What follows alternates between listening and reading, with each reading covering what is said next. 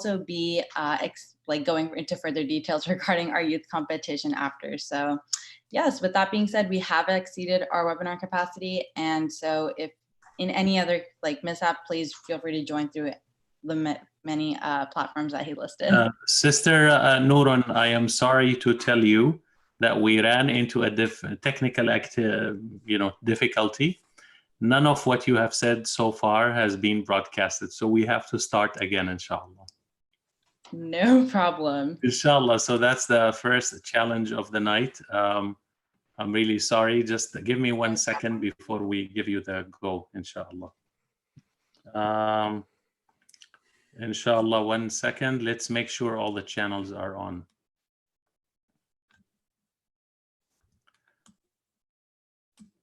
Go ahead. Okay. Assalamu alaikum, everyone. Welcome to Tawaso's Youth Qiyam. We are so excited to have you all join us tonight. Tawaso is an organization that is run by youth for the youth under the mentorship of Sheikh Alauddin al-Bakri.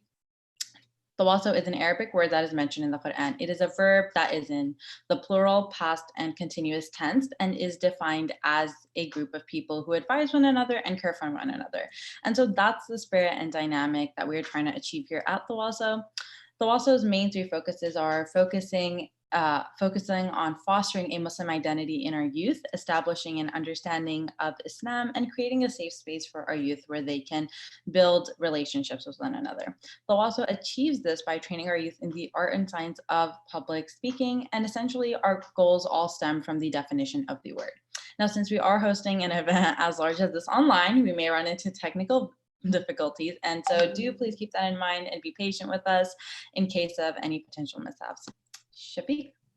Thank you, Noorun. Assalamu alaikum, everyone. My name is Shafiq, and I have the pleasure of co-hosting with Noorun tonight's virtual youth Qiyam. The title of tonight's Qiyam is "You Are Not Alone." So, inshallah, you'll be hearing that theme come time and time again from our amazing lineup and speakers. We have, mashallah, an amazing lineup that we worked very hard to get together. We're all here virtually. We have Brother Riyadh from IYDE. We have Imam Thabit from My Deen, our very own Imam Tahir from Zaytuna. We have Sister Tasneem from Yaqeen, Sister Bawana from Mass Bay Area, and obviously our Sheikh al-Bakri, Alauddin al-Bakri. Like Noorun was saying, Tawaso was very special. You know, it's not just another one of, this isn't going to be an hour, 2 hour, 3 hour, just lecture style type evening. It's actually going to be a quick 15, 20 minute powerful reflection, gem dropping moment from each one of our esteemed speakers with their own perspective and twist on, the wisdom they're going to share with us tonight. That being said, I'm going to pass things back over to Noorun if we have anything regarding Q&A, and then we'll go ahead and start our program officially, inshallah.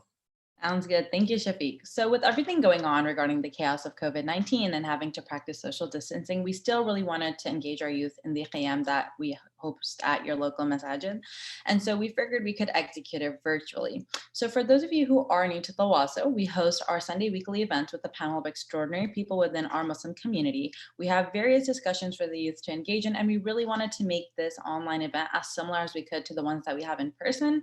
And alhamdulillah, we have a great panel with us today, as Shafiq just mentioned, and I hope you all enjoy what we have planned. With our theme being "You Are Not Alone," our esteemed panel will be approaching this topic from a variety of angles to really encompass the topic in its entirety. And so if any of you have any questions or concerns, please feel free to write them out in the Q&A section. We have a time allotted to answer all those questions that you have once all the panelists speak. So do wait till the end for that. We also have some really exciting news for a youth competition that we will be going into further. Hint, the grand prize is at $300, so I'm pretty sure a lot of you youth would like to stick around for that because that's a hefty number right there. And so with that being said, we have exceeded our webinar capacity. And so there are a variety of platforms that you could join us from for this blessed event.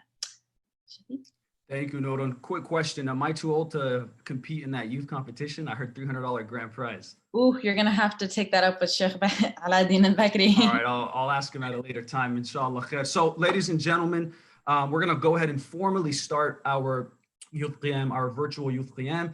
And obviously, you know, we're in the month of Ramadan, the month of the Quran. So we want to start off this program the right way. So we're going to begin with a Quran recitation. I have the pleasure of introducing Brother Zain al-Abdin. He's a Hafiz. He's a young man. He is a high school graduate from Averroes. Inshallah, he's starting college soon. He wants to go to Davis to study construction management. He's Iraqi American and he loves BMWs. Without further ado, Brother Zain. أعوذ بالله من الشيطان الرجيم بسم الله الرحمن الرحيم اقرأ باسم ربك الذي خلق خلق الإنسان من علق اقرأ وربك الأكرم الذي علم بالقلم علم الإنسان ما لم يعلم كلا إن الإنسان ليطغى أن رآه استغنى إن إلى ربك الرجعى أرأيت الذي ينهى عبدا إذا صلى أرأيت إن كان على الهدى أو أمر بالتقوى أرأيت إن كذب وتولى ألم يعلم بأن الله يرى كلا لئن لم ينتهوا لنسفعا بالناصية ناصية كاذبة خاطئة فليدع ناديه سندع الزبانية كلا لا تطعه واسجد واقترب بسم الله الرحمن الرحيم إنا أنزلناه في ليلة القدر وما أدراك ما ليلة القدر ليلة القدر خير من 1000 شهر تنزل الملائكة والروح فيها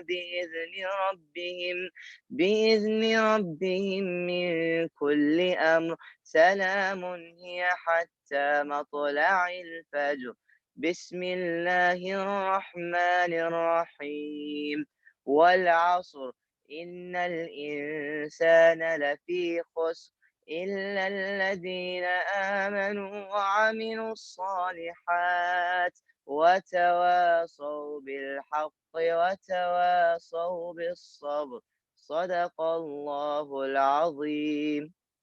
Bismillahirrahmanirrahim. The translation for Surah Al-Asr is, Allah swears by the time. Indeed, humans are in loss, except those who believe and do good deeds, and those who advise each other to hold the truth and advise each other to be steadfast with patience. Sadaqallah al-Azim. Brother Zain. So the topic, like we mentioned, brother, the theme really is that you are not alone. Before we give the mic over to our first speaker, I just wanted to share a couple thoughts and ask Sister Nurun to share a couple thoughts of what that means to her and you know, and to myself as well when we say you are not alone. As a former youth, unfortunately, I can't consider myself youth anymore. It makes me feel really good to hear that I am not alone. And I'm sure for each person it has a different meaning. To me personally, it tells me that I'm blessed, that I have family, I have friends, I have a community, I have brothers and sisters, I have, you know, imams and scholars, literally accessible to me as a Muslim American trying to navigate, you know, the world of being a Muslim American. So that's what you are not alone means to me. I'm gonna pass the mic over to Sister Nurun to talk about what that means to her and then introduce our first speaker, inshallah. Thank you, Shafiq. Similar to what Shafiq just mentioned, you know, being an American Muslim, you are navigating a really interesting environment and finding a balance between, you know, being, you know, steadfast to your deen and also, you know, being in today's day and age as like an American youth. And I still consider myself youth, contrary to what people may say or what the youth think. But I think that, alhamdulillah, this is a reminder that, in times of need, you can reach out to your brothers and sisters in Islam. You can reach out to your local youth organizations like we have here at the WASO, or the imams and sheikhs of your masajid. And I genuinely think that, subhanAllah, we have such a great environment here in the Bay Area where we have so many resources and so many people that you can reach out to that I am truly blessed with. And so that essentially is how I really take in this "you are not alone." And I definitely feel really blessed to be in such a rich Muslim community here. But yes, subhanAllah, thank you for that beautiful recitation, Zain. And for the translation. Now, with great pleasure, I'm very excited to introduce our first speaker for the panel, Imam Tahir Anwar. Imam Tahir was born in London, England, and was raised here in the Bay Area. He currently teaches Islamic law at Zaytuna College, in addition to directing Guiding Light Bay Area Hifz Academy. Imam Tahir also taught at Granada Islamic School, where I, once upon a time, not too long ago, was a student from kindergarten to 8th grade. And Imam Tahir was my 7th grade teacher, where he taught me Islamic studies. Now, if any of you had the amazing opportunity to be taught by Imam Tahir, he's not only a great teacher, but he actually has a really great sense of humor as well. So without further ado, Imam Tahir will be speaking to us about how your family is with you. Imam Tahir, the floor is yours. Bismillahir Rahmanir Rahim. Assalamu alaikum wa rahmatullahi wa barakatuh. Alhamdulillahi Rabbil Alameen. Wassalatu wassalamu ala Sayyidina Muhammad wa ala alihi wa sahbihi wa man tabi'ahum bi ihsanin ila yawmiddin. Amma ba'd. I begin in the name of Allah, most gracious, most merciful. I am honored to be here with all of you today, alhamdulillah, on this blessed and Mubarak evening in the last 10 nights of Ramadan. I want to take a moment to appreciate and thank my beloved brother, teacher, colleague, confidant, best friend, Sheikh Alauddin Al-Bakri, for inviting me to speak and share some thoughts with you all. I'm also really, really excited to see all these amazing panelists, all friends from our community, extended family, if I may.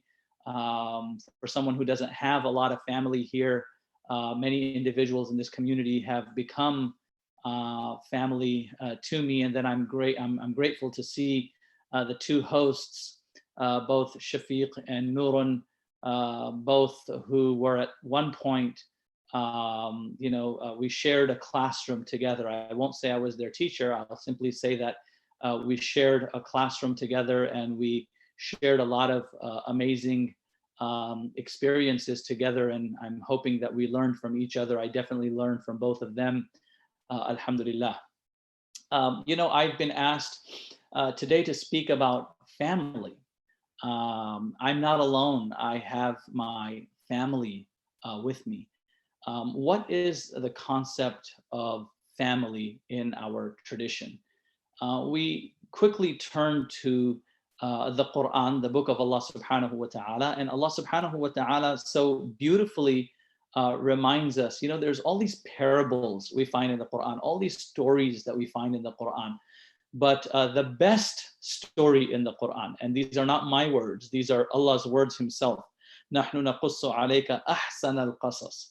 Right? The best story in the Quran happens to be that of Yusuf alayhi salam, may Allah's peace be with him, Joseph, peace be upon him, and how they lived with their father, Yaqub alayhi salatu wasalam, and the rest of his brothers. And it's a very lengthy story. It's a really beautiful story. And the story begins with Yusuf alayhi salatu wasalam seeing a certain dream. And he shared that dream with his father. And his father, Yaqub, being the prophet that he was, realized that this son of mine is special. He's different than the rest of my children. And as a result of that, he was somewhat protective of Yusuf alayhi salatu wasalam. This doesn't mean that he didn't love his other children. It just means that he was more protective of this one child than he was of the others. The other siblings, the other brothers realized that that was the case, and he was more beloved to our dad. And they came up with a very lengthy plan, and they said, let's take him away from here. They all talked to each other, as sometimes siblings do, and said, we need to figure this out somehow. And they decided that let's take him away from here and leave him somewhere so that he's essentially lost. And that's what they did. They went to their father and they told their father, we're going to take him away on a trip, on a hunting trip. And the father was initially very, very hesitant. And the story goes on that he was eventually convinced by the rest of the children. They said, we're all there, there's nothing that can happen, and they took him away and they left him. Yusuf alayhi salam, the brothers came back. They told Yaqub that he had been killed, he had been eaten, and as a result they couldn't bring him back. Yaqub alayhi salam became very, very sad. His sadness, the Quran mentions in the story, eventually became he cried so much over this one child of his that he eventually, his eyesight became either very weak or he ended up losing his eyesight. Now, long story short, Yusuf alayhi had his own ordeal. He was thrown in a well, he was pulled out of the well, he made it to the Aziz of Misr's home, and then he ended up in jail at some point. And then he eventually made it out of jail. He was a very honest individual, and he became a very well-known minister in the government. If we may refer to it, he became sort of the finance minister in the government of the Aziz of Misr. And there came a time when there was a drought in the land, and his brothers came and visited him to get food supplies, right? And Yusuf alayhi salam was in charge of that, and he realized that those were his brothers. And he said, is this all of you? And they said, well, we have one more younger brother. Our father didn't let him come. And as a result of that, and so Yusuf alayhi salam said, listen, if you want your brother's share, you have to bring him. So they came back the next time, they brought him. Another plan came through, and he ended up keeping his brother with him. The brothers returned back to the father, and now the father is even more upset that he's lost two of his sons, first Yusuf and then Binyamin. While the story may sound long, I'm trying to make it very, very short. And then eventually all the brothers came back to Yusuf alayhi salatu wasalam. And they said, we're going through this is the third time, by the way, and we're going through a major financial difficulty. We want you to here's the money for the food supplies, وَتَصَدَّقْ عَلَيْنَا, and give us a little more in charity. And Yusuf alayhi salatu wasalam, you have to understand, this is the point that I'm trying to make in the whole story.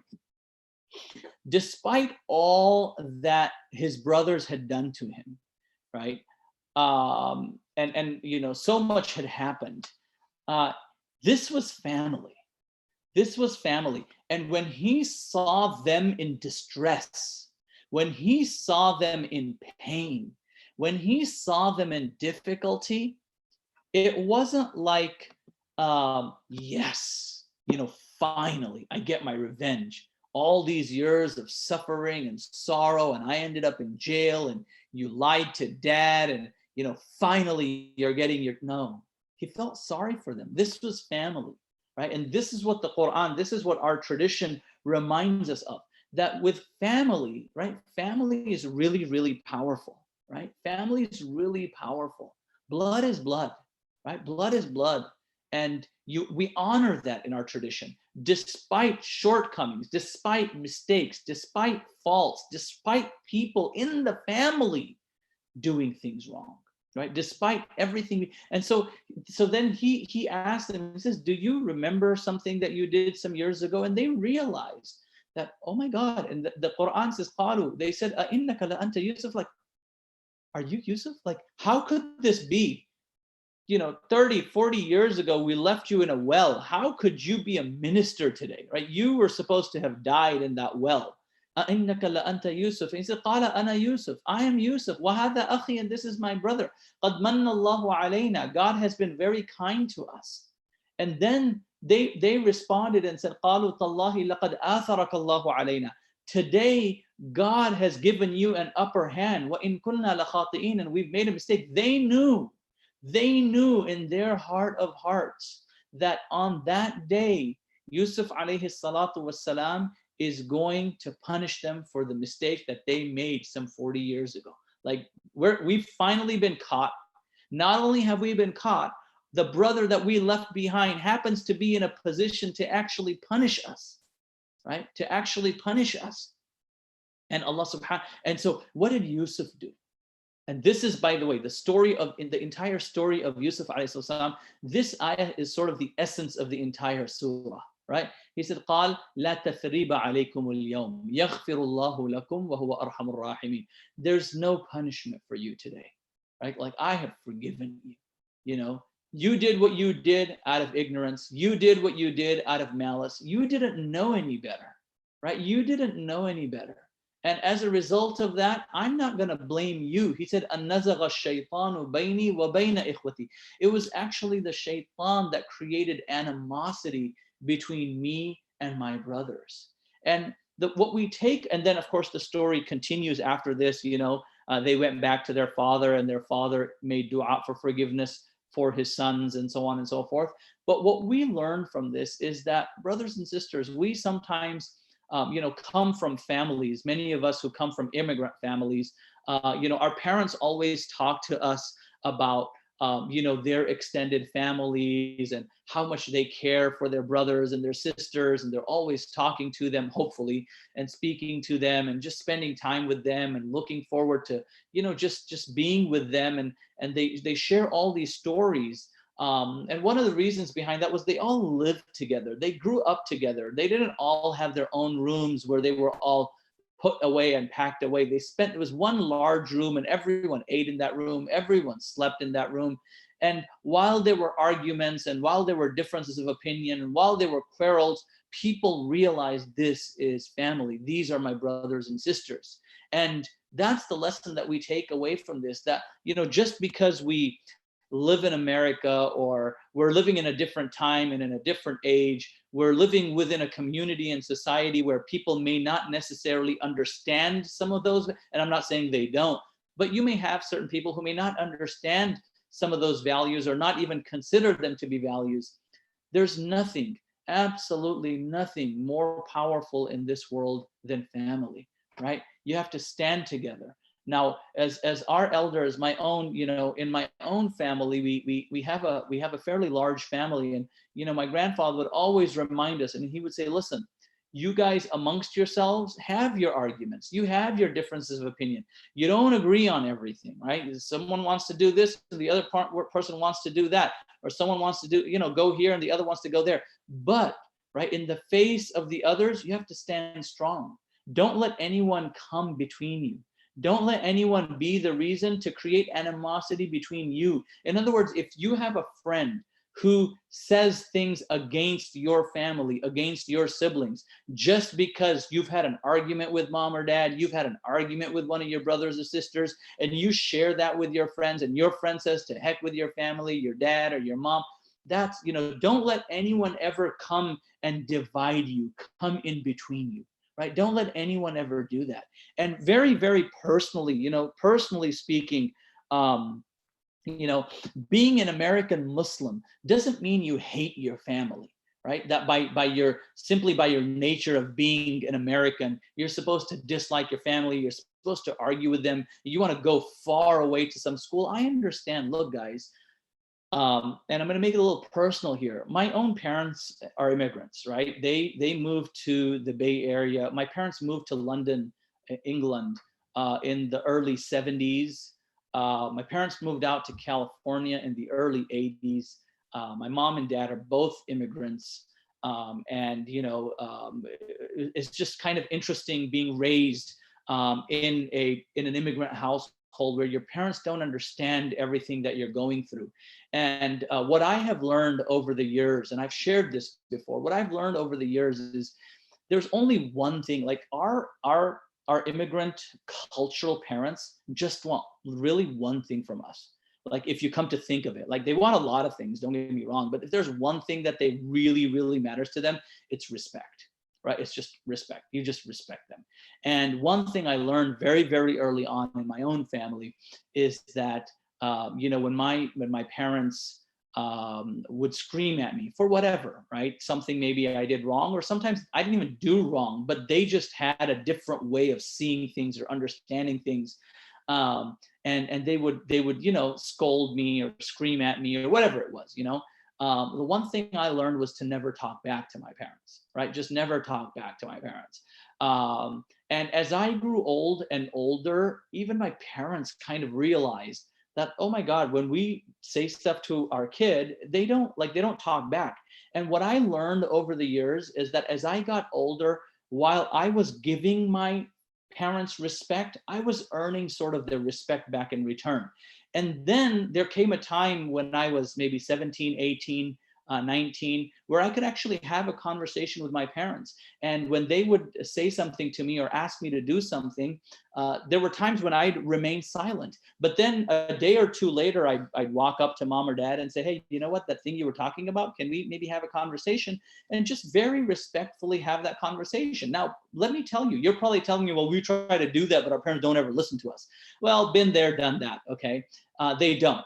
But it takes a few years of doing that, when even parents come to realize, like, you know, every time I turn my child down, maybe once I should listen to them.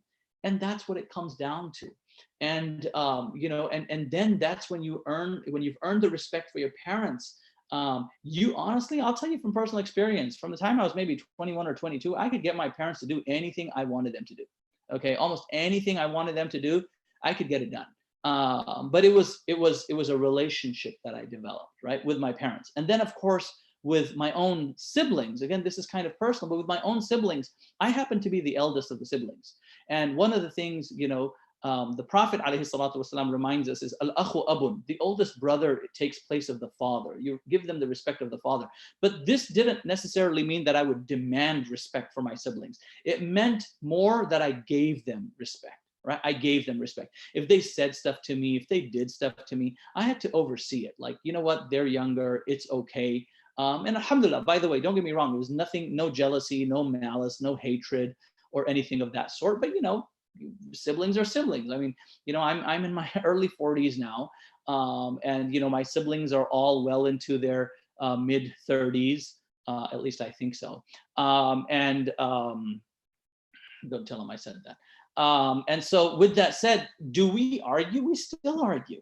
But we have come to realize that I'm not going to let anyone come between me and my family, between me and my siblings. We're tight.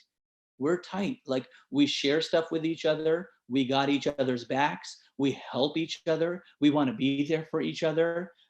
If there's something that the other sibling is doing that's not right, we will respectfully remind them, hey, this is not the right way to do things. And all in all, and I say this as tahdith bin ni'mah, I don't want any nadhar, I don't want any ayn, you know, but really when someone, you know, when someone asks me and says, who's your best friend, right? Who's your best friend? And without a doubt, without any hesitation whatsoever, like, and Sheikh Ala knows this, I'll say it's my brother. Right, I'll say it's my brother, and I don't want any ayn. Alhamdulillah, alhamdulillah, alhamdulillah, mashallah, mashallah, mashallah.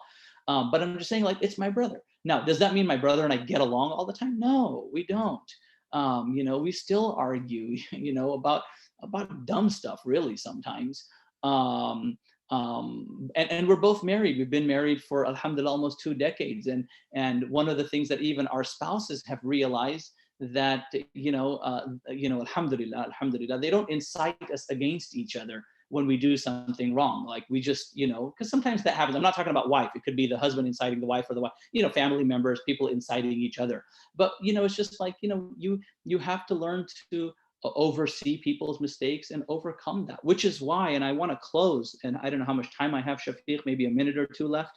Couple minutes, but take as much time as you need. You know, what I really want to share is that, you know, when this whole COVID thing hit us, while I'm very sad for a lot of things, one of the greatest blessings in all of this has been able to spend time with my family. I've been able to, I haven't had to travel. I've been home. My eldest son, who no longer lives with us here at home, he's at home. You know, our parents, who generally leave for the month of Ramadan and go back to either England or India, where they spend their Ramadan. This year they were forced, they had their airline tickets, they couldn't fly. And so we're with them. So it's just, we're all there. Now, yes, there are days when someone says something, someone gets a little upset, but we've come to realize that we're not going to let anyone come between us. And that my parents, and I'll close with this, my parents are my path to paradise. right? My dad is my key to paradise, and Jannah lies behind my mother's feet. So I will do whatever it takes in order to make sure that they're pleased, and do whatever it is that I can for them. And then you just see those prayers of your parents pouring out for you, and things in life working out for you. So no matter what happens, family comes first, right? And I promise this is the last thing I'll say, and I've said this a million times, and you've heard me say this. There's a lot of voluntary activities that we do, right? We have the homeless feeding and youth programs at the masjid and so on and so forth. But and as an imam, I have all these lectures that I have to do and classes that I have to teach, which are all very, very important, by the way, don't get me wrong. But I consider getting in my car and going to Walgreens and standing in line of 6, 7 people ahead of me to pick up one medication for mom or dad and bringing it home more important than any of my other work, right? Because that's looking after my parents is an obligation. And everything else is not an obligation. It's a career, it's a job. If I don't teach, Sheikh Ala will teach, right? If I'm not, so keep that in mind. That's all I want to say, Stay tight with your family, be strong, it's awesome. May Allah subhanahu wa ta'ala grant us all harmony and unity within ourselves and our families. Barakallahu feekum, jazakumullah khairan, assalamu alaikum wa rahmatullahi wa barakatuh. Wa alaikum assalam wa rahmatullah. Jazakallah khair, Imam Tahir, for that. Reminding us the importance of, being tight with our family. And I want to thank you for, mentioning the story of Prophet Yusuf and, the experience he had with his brothers. And you even shared a little bit of your own experience with your brother and siblings, because our next speaker, Sister Tasneem, is going to talk to us about you are not alone because your brothers and sisters are with you. I'm going to briefly introduce Sister Tasneem and then pass the mic on to her to get started, inshallah. She is currently a PhD candidate in the Islamic Studies at Georgetown University with a focus on the development of Islamic law. She served as Director of Expanded Learning at Yaqeen Institute for Islamic Research.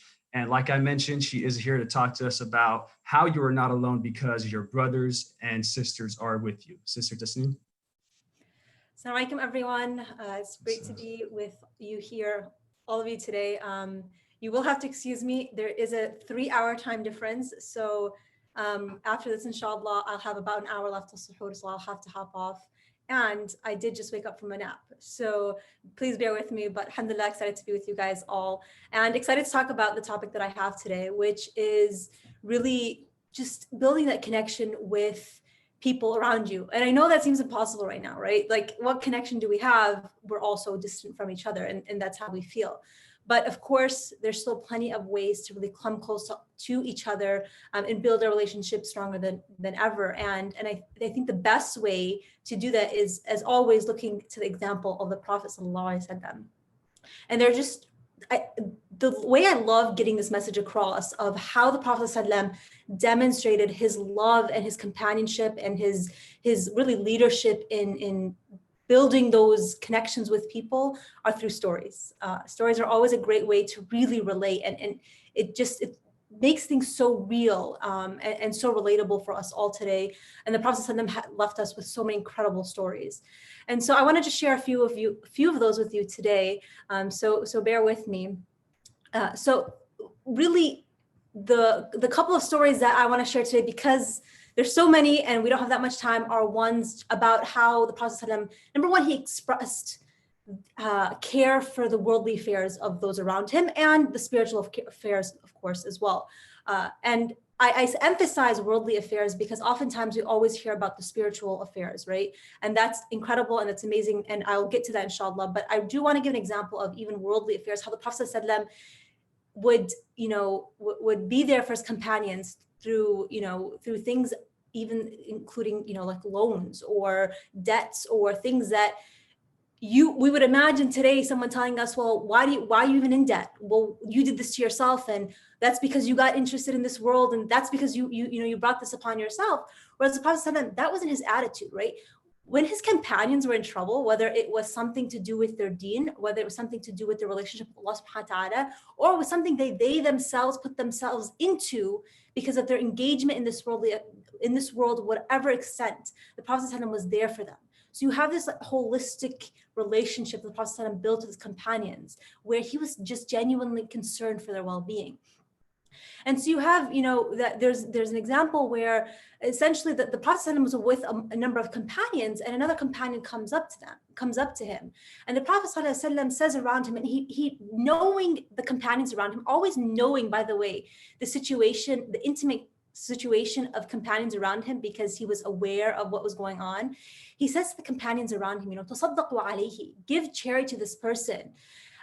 Knowing that this person had, a certain debt or loan to pay off. And so فَتَصَدَّقَ النَّاسُ عَلَيْهِ. The people around the Prophet ﷺ, when they were told to do this, they did that, right? That they gave sadaqah to this man, to the extent that despite the fact that this man had such a large loan, that they were able to pay that off. And it's just really something as simple of a story as that, where the Prophet ﷺ turns to his companions and say, hey man, this person is in trouble, that this person has accumulated some debt. We're not asking why you put yourself in this situation. We're not asking, well, you're not saying you did this to yourself, right?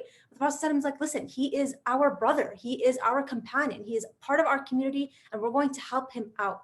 And that's really, I think that's also extremely relevant today, because we might find ourselves in really weird situations, whether it's because of quarantine, social distancing, whether it's because we're just getting used to a new normal, whatever it is. We might have a lot of lows coming our way. We might have experienced them, we might still be experiencing them, or they might be coming at us the next few months, right? This really like uncomfortable low that, I don't get to graduate my high school. I've been looking forward to this moment for several years. This was my transition to college. I was building up for this. And yeah, it's a worldly concern, if that's what you want to call it, but that's something that is still worthy of reaching out to your brother or sister and saying, hey, listen, I know you're experiencing this low. I know that you were looking forward to this moment. I just want to let you know I'm there for you, right? Just as the Prophet ﷺ was there for his companions. And one thing that really also is in connection with these lows is the fact that the Prophet ﷺ always saw the good in people, despite the fact that they were going through lows, whether they're going through spiritual highs in regard to their iman and their faith, or whether they were struggling. And there was a companion, radiallahu anhu, that we would say that during the time of the Prophet ﷺ, named Abdullah, who actually, he had essentially a drinking problem, where he would drink to the point where it happened so many times that when he was, being punished for it after the second, third, fourth time, a companion looks at this person who's being punished and says, basically, may Allah subhanahu wa ta'ala damn him, may Allah subhanahu wa ta'ala curse him, because what is his problem? He just keeps falling back into this sin. And what does the Prophet ﷺ says? La til'anuhu, don't you, do not dare curse him. And the Prophet ﷺ, in saying that, says, verily, I know for a fact that he loves God and his messenger. The Prophet ﷺ knew that this man in his heart was that love for Allah subhanahu wa ta'ala, love for the Prophet ﷺ, and that basically did everything. He knew the man had mistakes. The man himself knew he had mistakes, but he was coming back to the Prophet ﷺ. He was admitting he was receiving his worldly punishment, and the Prophet ﷺ, that was enough for him, right? And so yes, we might be going through lows. We might be doing things that we normally wouldn't do, but that does not mean that we should, we see someone struggling and then, turn around and say, well, I don't understand what's their problem. Why are they struggling with this? And, they just need to figure it out, right? But hey, listen, again, I know you're going, I know you're going through a difficult time, but I know that you and I believe in the same thing, and we have the same values, and that we're going to get through this together, just as the Prophet ﷺ did with all of his companions.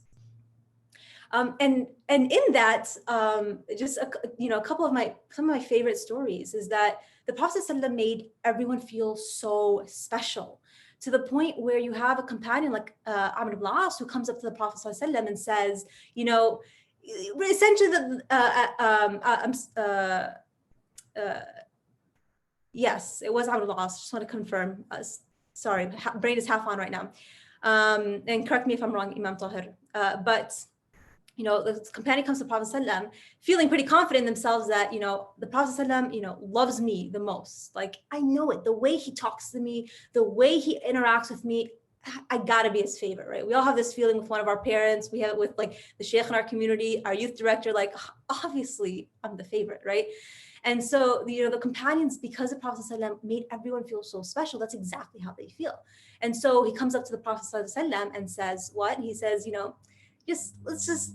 essentially the way he's hinting at it is like, oh, let's put this on the record, right? The Prophet ﷺ, let us all know, who's your favorite person. And to his surprise, perhaps dismay, the Prophet ﷺ says, who? Aisha, radiallahu anha's wife. And so, I always like to imagine what's going on in this companion's head and think to himself that he's probably thinking to himself, okay, well, that doesn't really count. That's your wife. So he goes, who next? And the Prophet ﷺ, what does he say? Abuha, her father, right? The father of Aisha, radiallahu anha. And so, this story really symbolizes the fact that someone felt confident enough, the way the Prophet ﷺ made them feel so special, that they were convinced that they were the only person the Prophet ﷺ could possibly love the most, right? And the Prophet ﷺ now openly admitting to the fact that, well, no, there's other people I love more.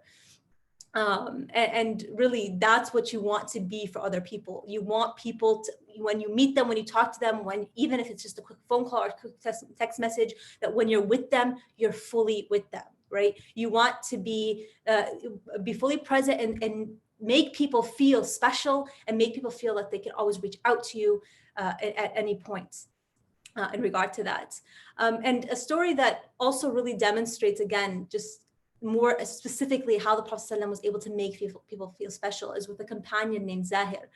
Now, Zahir radiallahu anhu was someone who was, essentially, you could call a Bedouin, right? He didn't live within the city. So he would go out, live sort of a Bedouin life in terms of getting things from outdoors, doing hunting, agriculture, whatever it is, while the Prophet ﷺ was in the city. And now every time Zahir radiallahu anhu would come back from the Badia, right, the wilderness, if you will, he'd visit the Prophet ﷺ and he'd always bring him gifts from the wilderness, right? So like all these vegetables, all these things unique to non-city life, and he'd present it to him. And subhanAllah, when the Prophet ﷺ, when he intended, every time, Zahir was about to leave Medina, the Prophet ﷺ, when seeing him, he would present him with, gifts from the city, things that you'd only find in a city. And the Prophet ﷺ once said, "Inna Zahiran badiyatuna wa nahnu hadiru," right? That Zahir radiallahu anhu is our wilderness, and we are his city. Just that statement alone, really, there's this person who's coming to you, and he doesn't live in the city. You're only seeing him, sometimes, maybe once or twice a year, whatever it is. You're not seeing him you're seeing him only on occasion. But every time you come, you exchange just a small gift, right? It's nothing special, right? We're talking about a few vegetables. We're talking about something very simple. And the fact that this exchange is occurring, and now the Prophet ﷺ is saying to this person that you are everything outside of the city, this whole world, this al-Badiya, everything outside of this civilization, this mini civilization we're living in, that is what you are to us. And everything you find within the city, we are everything to you, right? Talk about making someone feel very special, that you're basically everything to us. And Zahir was really touched by this, and you have, just a really deep relationship between the two. And one of the stories with this companion is such that he was basically in the marketplace coming to sell his things that he collected from the wilderness, or every few months he comes to the marketplace, and the Prophet ﷺ at one point comes up as Zahir radiallahu anhu selling something, and he comes up from behind him, right? He comes up from behind him and holds him from, where in a position where he can't see him. Zahid can't see him, and so Zahid kind of is a bit surprised. That when our friends come up and just grab our eyes and cover our eyes, and you're like, please get off of me, what's happening, right? And so the Prophet ﷺ, does this to Zahid, and then he says, who is this? Leave me. But the second he noticed that it was the Rasul ﷺ, he straightened his back and he started to essentially press his back to the back of the Prophet ﷺ, because it's that immediate love, that connection that he had. It was that, oh my God, this is the Prophet of God. Please don't move. And he just wanted to shorten that distance between them as much as they could, to the point where he's pressing his back against him. And subhanAllah, what's really incredible about the story is that the Prophet basically started joking around with Zahir radiallahu anhu. And as he's holding him, as they're in the marketplace, the Prophet ﷺ pretends to be now selling Zahid. All right, I'm selling Zahid. Who wants to sell him? Who wants to buy him? Just messing around with him, because the Prophet ﷺ had that lightheartedness, that sense of humor. And Zahid was known to, or I should say, was not known to be the most handsome of men, right? And so this was something that he was very conscious of, self-conscious of, where he said, well, basically that, oh, Prophet of Allah, if you're going to sell me, you're not really going to get much, bang for your buck. I'm not the best looking person. And the Prophet ﷺ says, like, full pause here, right? That the Prophet ﷺ says, verily in the sight of God, you are so valuable, you're so worthy. And so he takes this moment where there's a companion who's literally self-conscious about how he looks, and the Prophet ﷺ just flips it on its head, right? The Prophet ﷺ is like, what? You are so worthy. I mean, being told by the Prophet of God that you're worthy to God, I mean, that's all you need in life, right? You got your key, you're good, right? And coming from the words of the Prophet ﷺ, you can only imagine how much that meant to Zahid, how much he went from a moment of feeling like, man, who's gonna buy me, as just as a joke, to, I'm so valuable in the sight of God. How that probably made him feel how incredibly, powerful or valuable in the sight of Allah subhanahu wa ta'ala. And that's really something that we can work on. Yes, we're not with each other 24/7 anymore, or, we're not physically contacting each other. We're not seeing each other once, in person for our masjid gatherings or for our halaqah gatherings or whatever it is. But you know what? We can still make people feel incredibly special. And that's something that we really should be able to take advantage of, especially in these last few nights. That, hey, you want to reach out, text a friend, by the way, like, thank you for everything you've done. I really appreciated this about you, right? And now it's a perfect time for this reflection where you're thinking to yourself, man, like, what am I missing out on now? How has my life changed? Well, my friend Rawa, my friend Sara, whoever, I really miss doing this with them. They always made me feel so happy when we went out. This friend would be the one to always remind me to go to the masjid. This friend, we used to always do this, and really reflecting on things that you especially miss about friends, and then sharing that with them and making them feel special, highlighting their strength and saying, that thank you. Like, I love you, I miss you, and I really appreciate this about you. You make me a better person because of that.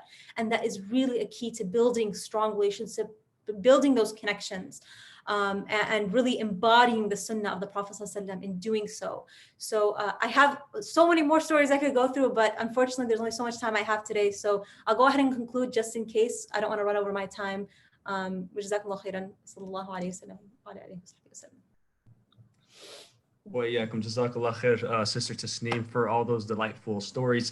Inshallah, Sister Noorun will be introducing our speaker. Yes, thank you, Sister Tasneem, for delving into how our brothers and sisters are with us in these trying times. I think it's a really great takeaway of how important it is to care for one another, and honestly to check in on, your classmates or your peers who may be graduating or not, or, who may be going through something that you don't know. It's really important to, stay connected with our community. So thank you so much for taking out the time to speak with us. We understand you are 3 hours ahead, so I believe you have to run off for suhoor, but just a quick thank you from the Tawaso team here for joining us. Our next speaker here is Brother Riyad Shamma, who is the founder and executive director of the Institute of Youth Development and Excellence. His work with the youth has been parallel to his work as an industrial engineer, counselor, and adjunct imam and khatib in Ohio and Northern Kentucky. It was in his capacity as a youth program developer, organizer, and counselor for ISNA's MINA and MSA that he found the need to develop a new concept of youth programming that more consistently and locally addresses the youth's needs. Brother Shamma will be discussing on how your local youth organization is with youth, which is quite fitting. And Brother Shamma, you can take it away. Assalamu alaikum wa barakatuh. It's good to be here. Thank you for inviting me. I'm also very happy to welcome some of our Cincinnati crew. Our mentors and mentees have joined us, alhamdulillah. Thank you all for being here with us as well. And inshallah, hopefully we make some good connections actually across the continent. So you guys have a place to come visit and places to stay. Inshallah, I'm sure that we do as well. So again, just assalamu alaikum to everybody who's out there and watching. Inshallah, we benefit. And barakallahu feek for Imam Tahir and Sister Tasneem, your comments. and your thoughts. And I think that it is a very important thing to reflect actually on this concept of not being alone, precisely because sometimes being alone is a good thing. Sometimes it's even necessary. You know, the Prophet said, would go and take time specifically to be alone. Yeah, why we have ihtikaf in the masjid, right? Is to have time between just us and Allah subhanahu wa ta'ala. So I think it's important that we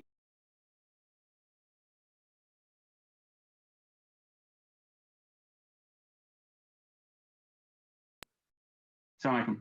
Okay, that just because we're alone doesn't mean it's a bad thing. Okay, so sometimes being alone can be a good thing. Sometimes we need to choose to be alone, as a matter of fact. Okay, and I think it should be okay for us to be able to tell our family or anybody else around us, hey, I need some alone time. I want to spend some time just like me and Allah subhanahu wa ta'ala. It doesn't mean run off and hide and don't tell anybody where you went, right? Let people know, hey, I'm going to be in the masjid. I'm going to do ihtikaf tonight, or I'm going to be in my room, or I'm going to be in the basement. I just need some space, you know, to clear my mind, whatever the case is. So I do want to put that out there, that being alone isn't necessarily a bad thing. However, when being alone or being isolated, okay, because being isolated, we might have people around us, but we still feel alone. When that leads us to feeling overly sad and depressed, that's when things are problematic, right? And that's when we want to make sure that we are taking care of ourselves in a meaningful way. And that's where a lot of these things come into play. So if we're blessed, as Imam Tahir mentioned, to have family around us, then alhamdulillah, we definitely want to make sure we're reaching out to our family, we're keeping ties good. There's a reason why one of the major sins in Islam is that we cut family ties. So it's very important that we always maintain family ties, even if they've done something harmful to us. Exactly like the story of Yusuf. None of our siblings have, you know, abandoned us in a foreign place and had us sold into slavery and so forth. So, you know, whatever harm that they might have done to us, inshallah, it's something we can forgive and get past to build those family ties. If we're not so blessed, maybe we don't have other siblings, maybe our parents are divorced, or maybe both of our parents have passed away. We may be in some difficult circumstances, and if we don't have that family, then hopefully, inshallah, we have friends. So as Sister Tasneem is mentioning, this idea of people who are there just to help us, just to be with us, to support us, not to judge us and so forth. Sometimes we may or may not have that, but inshallah, perhaps we have a local youth group that is in the city that we live. That could be part of our masjid, it could be a part of some other extended group. Here in Cincinnati, we have the Youth Dawah Youth Mentoring Program, alhamdulillah. We have a lot of our youth that are participating in that. But there's, you know, certainly a number of masajid youth programs. You guys have Tawaso, and I'm sure that there are others as well. And I want to say that these groups are ultimately here and present, and people join them and participate because they want to be connected.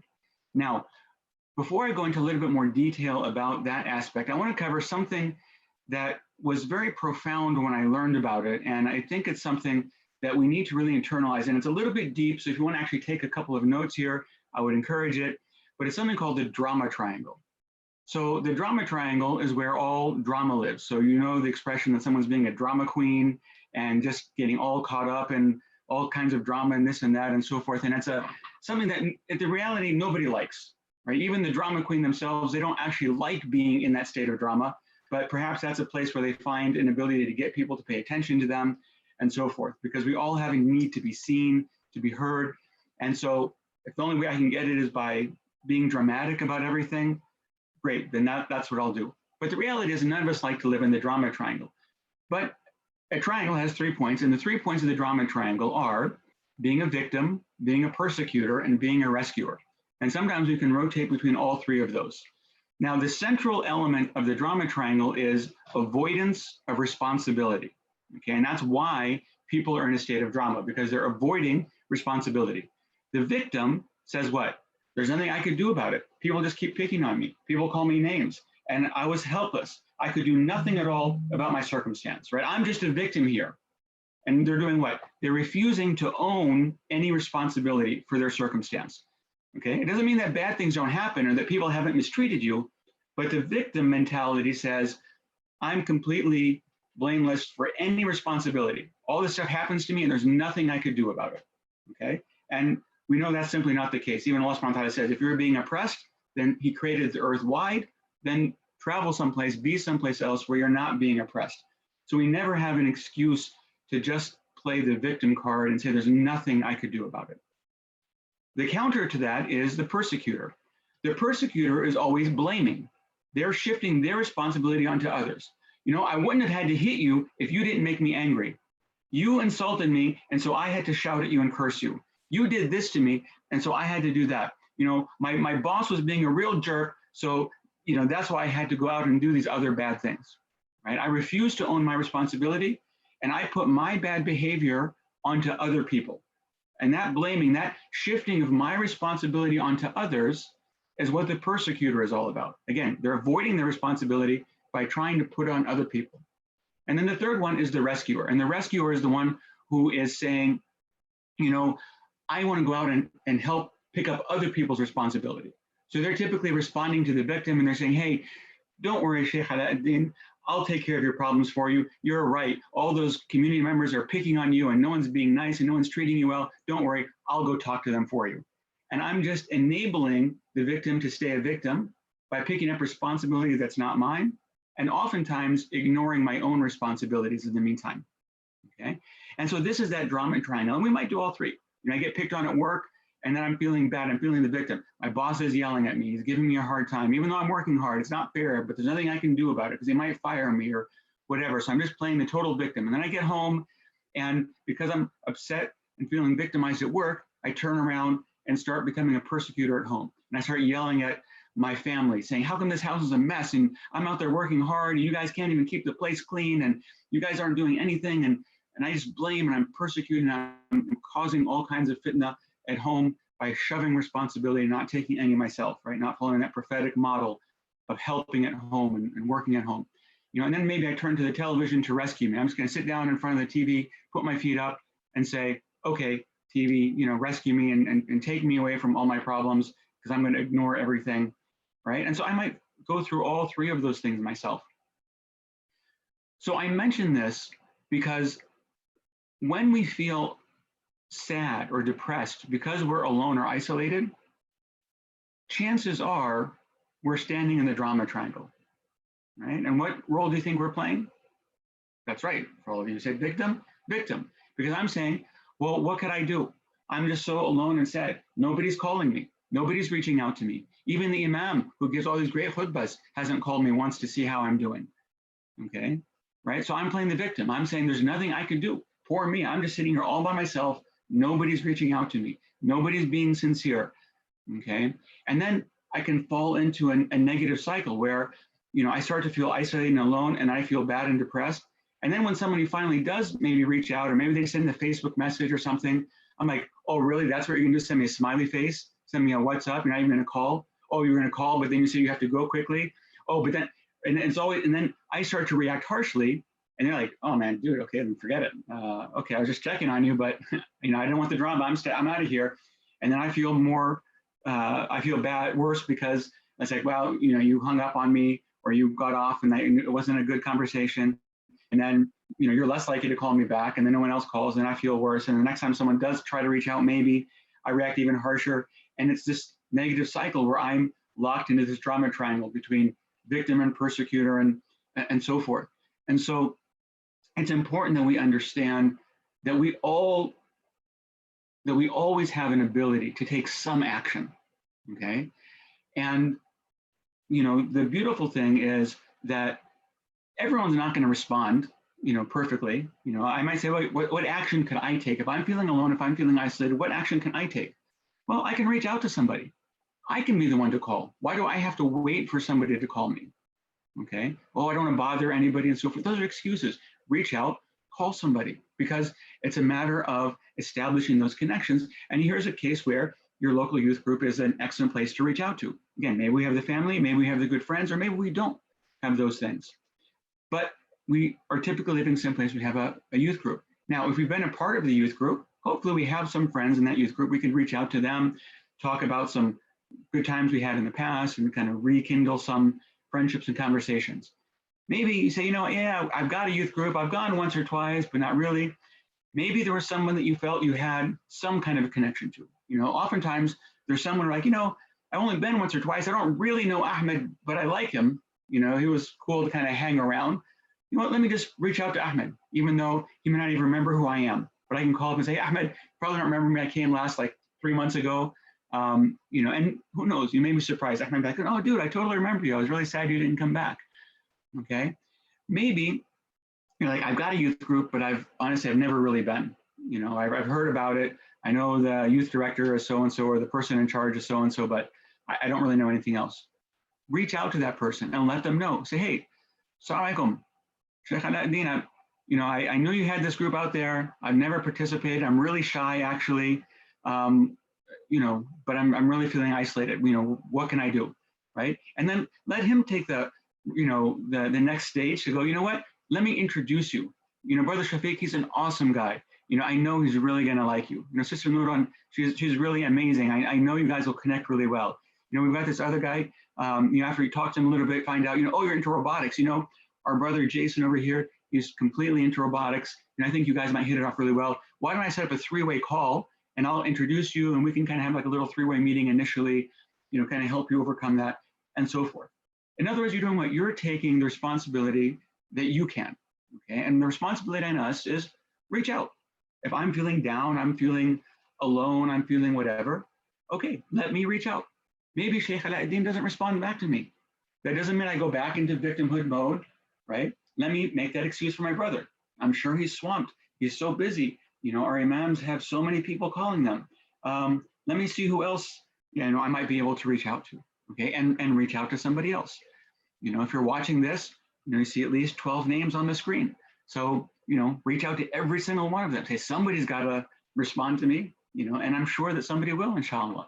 And so it's that idea of taking some ownership, right? Taking ownership of our lives and saying that I want to be connected and know that Allah subhanahu wa ta'ala hears the call of everyone who makes a call. Allah doesn't leave us alone when we are sincerely calling to him and asking Allah subhanahu wa ta'ala for help. But we have to do our part, right? As we know in the famous hadith, you know, if you come to Allah walking, he comes to you running. But it's just that function of us making the effort to reach out and take some action to do something, you know, and in doing so, then inshallah, you'll find a good, you know, a very good response. You know, and I want to just kind of touch back now on one of the things that Sister Tasneem was saying with the Sahaba who was in debt and came and asked and said, you know, hey, I need some help. And Prophet ﷺ told the companions, let's help him, right? This is a perfect example of people not being in the drama triangle, right? The drama triangle, people were what? Blaming. You know, they were the ones who said, wait, how did he get into debt? What did he owe the money for? Was he irresponsible when he took the loans? Was he irresponsible in trying to pay it back? You know, let's check his credit score before we put any money in for him. Who's to say if we don't pay these debts, he's going to turn around and go do it again, right? All of that's persecuted, right? Those are the people that are just blaming. The people who were outside the drama triangle said, hey, my brother's in need. Allah gave me some rizq and some provision. I can help. You know, here's the amount that I can help with. And they do that. Same thing applies to us. I'm sure every single one of us is seeing dozens, if not hundreds, of requests for donations. And Shaitan is going to come to us, our own nafs might come to us and say, well, you know, this group has a huge following. I'm sure they'll have lots of people that are donating to them. Or, you know, I hardly have anything and times are really tough and, you know, we've lost my job or things are difficult in our family and so forth. And, you know, I really can't afford to give anything. And, you know, there's a bunch of rich doctors out there. We'll let them give and they can support their organizations or whatever that excuse is. And that's just a matter of not owning responsibility to say, you know what, I need to do something. Hey, my message is making a call for money. Okay, let me donate something. You know what, let me do a chore for somebody and donate the $5 or $10 that I can earn so that I can take some ownership in trying to make sure my message is here, that my youth group stays here, that these causes that I believe in and that I want to support can have that support because I want to take that responsibility. And that's really my message, is that I want us, as we're sitting and we're reflecting, and again, maybe we're feeling isolated, alone, maybe feeling a little depressed, a little bit sad, overwhelmed by all of these things, to ask ourselves, what can I do to change my circumstance? Okay. Yeah, you know what? It's awesome if you have somebody in your life, if you have a mentor, if you have a close family or friend who's reaching out to you and following up with you and asking how you're doing and spending that extra time with you and so forth. That's wonderful. And may Allah subhanahu wa ta'ala bless all of you with people like that in your lives.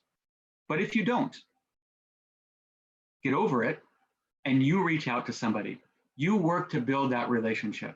Because really by Allah, I can tell you that most of the people on here, and I say this because I know some of you personally very well, alhamdulillah, but you are all good people who would be willing to help, right? There's not, of the 10 to 15 on here that I know personally, I'm sure that not a one of you would refuse to start a friendship with somebody. If I were to call and say, hey, this brother, this sister called, they're feeling really isolated, they really don't have any friends, you haven't met them yet, but could we do a three-way call and introduce you and talk with them, get to know them?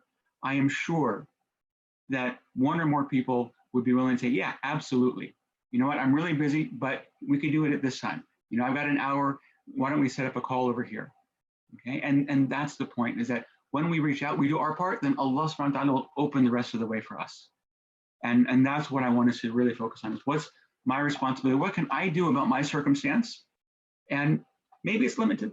Maybe I'm 13 years old and I say, look, I've got limited options. I don't have my own phone. I don't have my own computer, and so forth. But there's a home phone, there's a computer in the house. You can use it to reach out, to others. And inshallah, in doing so, you'll find that that loneliness is taken away that we may be feeling, and we start to build those connections. And who knows, maybe this is the very best thing that ever happened to you. Maybe you're going to make your very best friend in the world now while you're shut in at home, but you develop that connection. So I'll leave it with that. Any questions, of course, inshallah, I'll be here. Like Kasim, I'm also 3 hours behind, so I will have to break in a little bit here to grab a little bit of support, but inshallah, I can stay on it for a little bit longer. All right. Assalamu alaikum wa rahmatullahi wa barakatuh. Wa alaikum assalam wa rahmatullah. Jazakallah khair. Thank you very much, Brother Riyadh, for your time. And I know you're well ahead of us. So again, we appreciate you. Alhamdulillah.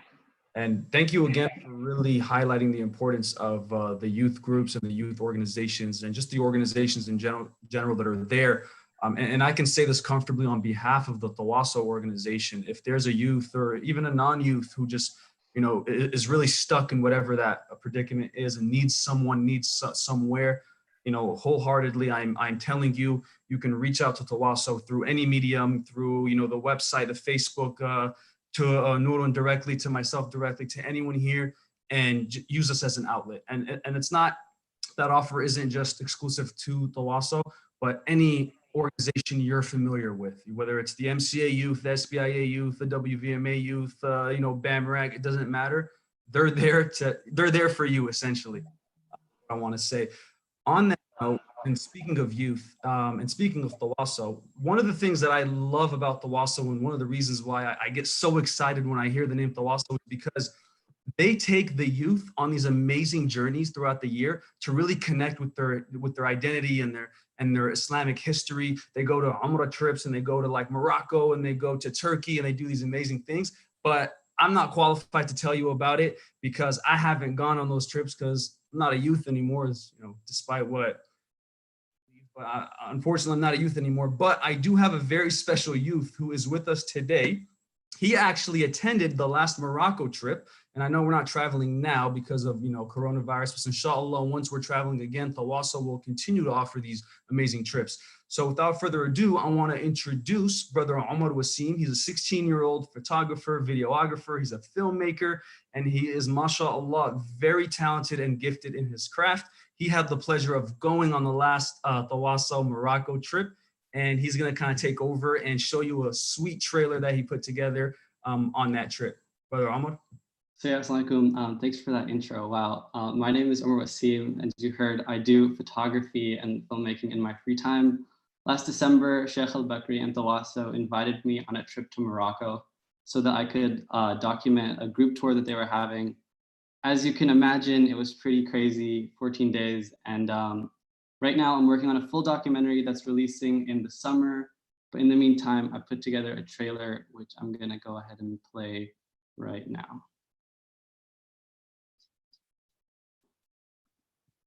Back in December of 2019, Sheikh Al-Bakri and Tawasso invited me to fly out to Morocco to film a documentary on experiencing Moroccan culture.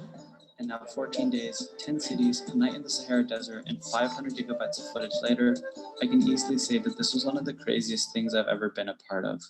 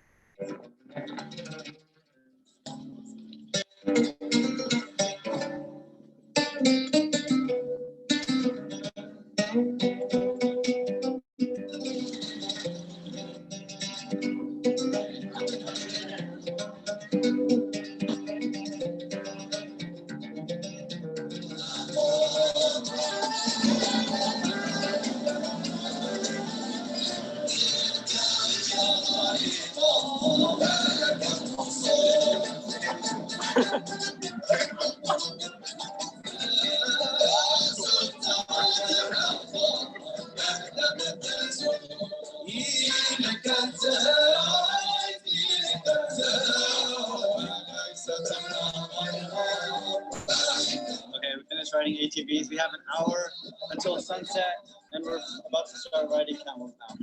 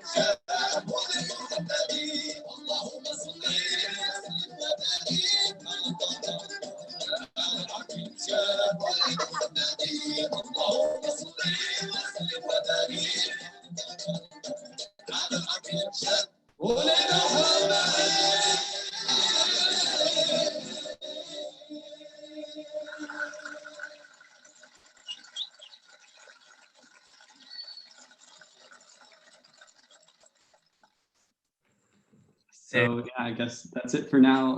Back to you, Shafiq. Mashallah, that's an awesome little trailer. I have two questions before we let you go, Ahmad. You're 16 years old, right? Right. My first question is, how did you convince your parents to let you fly halfway across the world to go to Morocco by yourself, essentially, without them? In August, I asked if I could go and be like part of the group itself, and they said no. But then after Sheikh asked me to come and do like the photography and like the behind the scenes or whatever, he actually went and convinced my parents himself. And he convinced them essentially to do all these forms, which was like signing my life away for 2 weeks. And yeah, he agreed to take responsibility for me. And so because of that, I got to go. Mashallah, seems like it was all worth it. And my second question is, mashallah, it seemed in that video like Sheikh Ala is a lot more youthful than I am.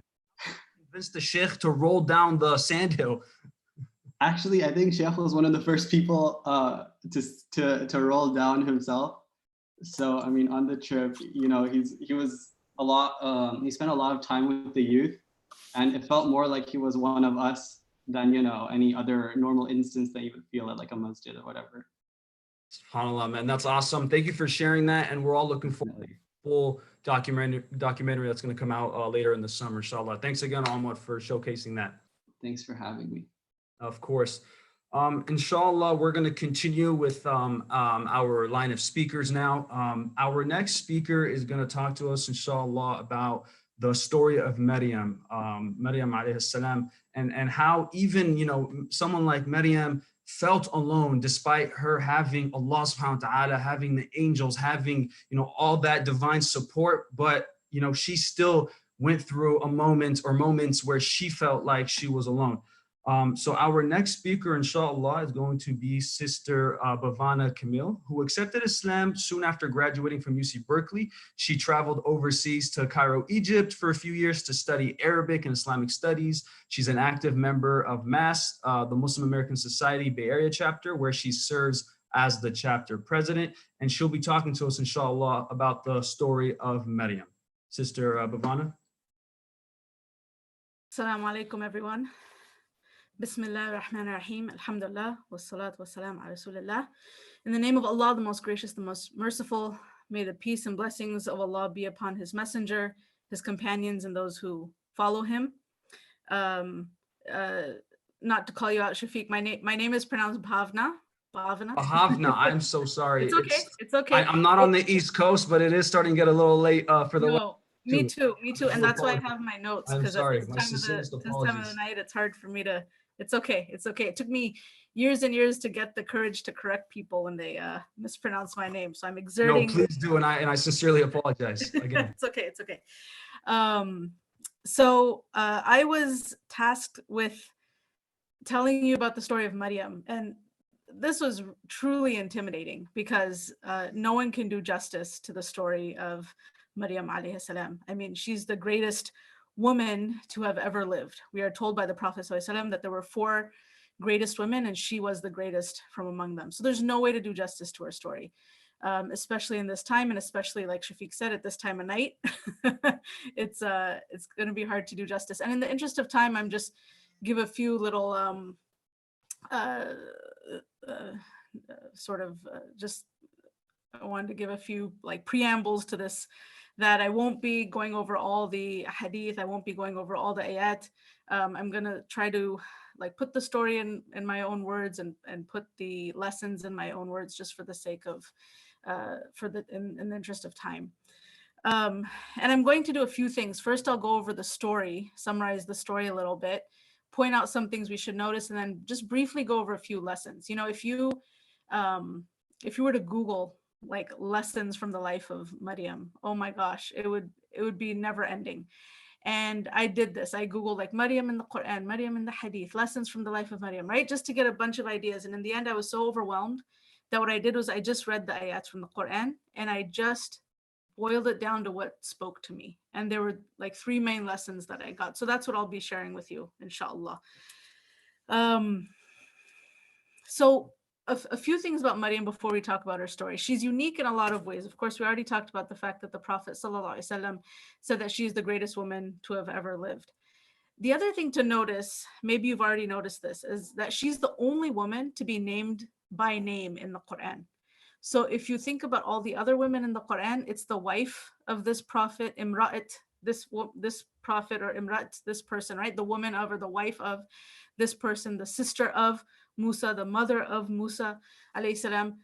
There are a lot of other women, right? The Zawja of Adam alayhi salam, Hawa, isn't mentioned by name in the Quran. So there's all these really, really important women, including some of the other greatest women, right? The wife of Fir'aun is mentioned in the Quran, but never by name. Maryam alayhi salam is the only woman to be named by name in the Quran. She has an entire chapter named after her, and the chapter, Surah Maryam, isn't just about Maryam. There's stories of so many other prophets in that chapter, yet the chapter is named after her. And there's so many other special things about her that we'll talk about. So let's talk about the story.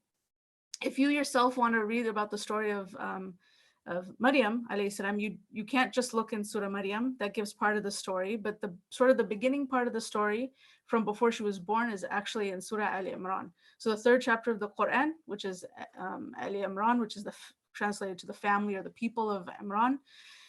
This is actually where her story begins. And the story begins from before she was born. So Maryam alayhi salam was part of a noble family. And it says in the Quran that she's from this noble lineage. She's from, in Al Imran in ayahs 33 and 34 can be translated loosely to, indeed Allah chose Adam and Nuh and the family of Ibrahim and the family of Imran over all the world. Descendants, some of them from others, and Allah is all hearing and all knowing, meaning that she descended from this line of prophets. Of course, we're all descendant from Adam alayhi salam, but more specifically from the family of Ibrahim and the family of Musa. And her father was Imran. So Al Imran, the chapter that this is named after, was her father. Her mother, who is also mentioned in the chapter, but also not by name, was Henna, or Hannah, sometimes translated as Hannah in English, but Henna. And when Henna was pregnant with Maryam, there was a situation that it seemed like there weren't going to be other descendants from this family who could care for the temple. Now, remember at that time, like the Muslims at that time were Bani Israel, right? The people who were following Musa. So like what we refer to now as the Jewish people, they were like the Muslims of that time. So when I say their temple, it's the masjid, right? So it seemed like there weren't going to be other descendants. Her uncle was Zakaria, we'll talk about that in a second, who did not have children, the Prophet Zakaria alayhi salam. And this family, Imran, Zakaria, and Hinna, all of them were from this family that were in charge of the temple, and they didn't have descendants. So it seemed like no one was going to be able to take care of the temple, and by extension, sort of preserve the message and preserve the deen, right? Do the dawah. So they were worried. Also, when Henna was pregnant with Maryam, her husband passed away. So Imran passed away. So now she was on her own. She was pregnant. They were all worried. She made a dua, and she made a dua that's beautiful, beautiful. And this dua was in the following ayah, in ayah 35 of Surah Al-Imran. And she's the wife of Imran said, "My Lord, indeed I have pledged to you what is in my womb, dedicated for your service. So accept this from me. Indeed, you are all hearing and all knowing." So she's pregnant, right? And imagine, I mean, most of you are youth, so you haven't experienced this, but maybe you've seen other people, or you know your parents also, they have all these hopes and dreams for their kids, right? Maybe they'll grow up to be this, they'll grow up to be that. What will they look like? And will they, what will they accomplish? Henna isn't thinking about those things. She's thinking about the service of her deen, and she's thinking, whatever is in my womb, I dedicate to the service of Allah subhanahu wa ta'ala to carry on this message. So this is her intention, right? And of course, implicit in that intention is that she's having a son, because at that time, the caretakers of the masjid were men. This is a role that was assigned only to men. So this is what she's imagining. So she makes this dua. She's confident it will be accepted. And it is accepted, but not in the way she thinks. So she gives birth, and she gives birth to a daughter. And she says to Allah, of course, Allah knows, right? But she says, "Oh Allah, I've given birth," I'm paraphrasing her, but I've given birth to a girl, and a girl is not like a boy, right? Of course, Allah knows this. We all know this. But she's pointing out, like, but I specifically made this dua for a child to be in service of the masjid, and I have a girl, right? So, and we'll talk about the lessons a little bit afterwards. So she gives birth to this girl. Eventually, Maryam doesn't have a father. She's given in the care of her uncle, Zakaria, who some say is her mother's, let's see, I think her father's sister's husband. But anyways, uncle, right, within the family. So she's given in the care of Zakaria. And she grows up in that care, and eventually she on her own decides to devote her life to the masjid. So she takes a corner of the masjid in like the eastern part. This is referred to in one of the ayat, the Sharqiyya, an eastern part of the masjid, and she takes a room, a place for isolation called the mihrab. And it's interesting, when we think mihrab, we're thinking in the masjid where the imam prays, but mihrab comes from the word harb, right? And harb, or the same root as harb, and harb is war, right? So it's weird, like what's the connection between this room and the masjid and war? And the connotation is that this is a place where you go to wage war on yourself, right? So she decided, almost like what the Prophet ﷺ would do in the cave of Hira during Ramadan, which is what, you know, this month we're experiencing right now, that he would go in isolation to meditate, to purify himself. This is what she decided to dedicate her life to, not just a month out of the year. She said, I'm going to isolate myself from my family, from people, and go to this war room, basically, right? And fight myself and purify myself. So this is what she devoted her life to. And Zakaria would visit her, right? He was, of course, taking care of her. So he would enter, and sometimes he would go and he would find this food. And I'm sure you're familiar with this ayah that he would go and find this food and say, where did this food come from? And there's a difference of opinion about what this means. Does this mean that the food itself was the type of food that was unexpected in that season? Or is it just surprising that she had food? Whatever it is, the more common opinion is that it was just that there was food there, but she's not going out and getting it, right? She's isolated. So he's like, where is this food coming from? And she doesn't say, I got it from Allah, or, you know, of course, Allah is taking care of me. She says something, though, more general. She says, it is from Allah. She doesn't say it's for me. She says, it is from Allah. Indeed, Allah provides for whom He will without account. So she makes it a general like lesson, right? And Zakaria alayhi salam is a prophet. So it's not like she needs to be teaching Allah, teaching Zakaria alayhi salam about Allah, but she is reaffirming again that this isn't about her, right? She's fighting against herself. This is a lesson in who Allah is, and Allah takes care of who He wills, of everybody, and He gives to who He wills. So then the other part of the story takes up in Surah Maryam. So the story in Al Imran sort of ends here, and then the rest of it's in Surah Maryam. So that if you want to read the rest of the story, it's there. And this is about her having Isa alayhi salam, her son. So the angel Jibril comes to her in the form of a man, and you know she's been in isolation. And one of the characteristics, like striking characteristics about her, is her modesty and her humility. So not only does she not have a husband or has not had relationships, she doesn't really come into contact with people generally, but especially not men. And Jibril alayhi salam comes in a very handsome human form. So she's a little weary of him. So she seeks refuge in Allah from him. And then he tells her that I've come here to tell you the news of a son, that you're going to have a son. And she's shocked. Imagine, right? Not only is she doesn't have a husband or relationship with any man, but she's been in isolation, and she's been focused on like the exact opposite, right? Like her whole life has been about sort of devoting herself to Allah subhanahu wa ta'ala and not the worldly things. And then suddenly she's told that she's pregnant, which is the result of one of the most worldly things, right? Which is like this human intimate relationship. So of course she's completely shocked. And so before she is to give birth, she goes to a far off place. A lot of us, I think, are familiar with this story. She goes to this far off place. It's very difficult. All childbirth is difficult, of course. So it's very difficult. She's 16 years old, right? Some of you are probably 16, right? So she's 15, 16 years old. She's going through this. She's in so much pain, but also like the trauma of thinking about what will people say, right? It's not that the dunya is her concern, but she represents this family. She's devoted her life to the masjid. She's part of this noble lineage, and she's thinking this lineage, and this is happening to me, right? So she's just concerned that what's going to happen. So all these concerns, this anxiety, this pain, and she says, which is so interesting, you don't expect this. And again, we'll talk about this in a second, but you don't expect these kind of words to come out of someone like this. But she says, oh, I wish I had died before this and was forgotten, was in oblivion, right? SubhanAllah, you don't think of people like this say, oh, I wish I had died, right? But this is an indication. She's not saying, I wish I would die, or I would, wa'udhu billah, like do harm to myself. She's like, if only I hadn't been alive so long to experience this kind of thing. Like this is so difficult. So when she says this, it's not an indication of her helplessness or giving up on the mercy of Allah. Again, we'll talk about this, but just an indication of how much pain she was in, what a struggle she was going through, that even someone of her status would think like this, like, I just wish this had never happened to me, right?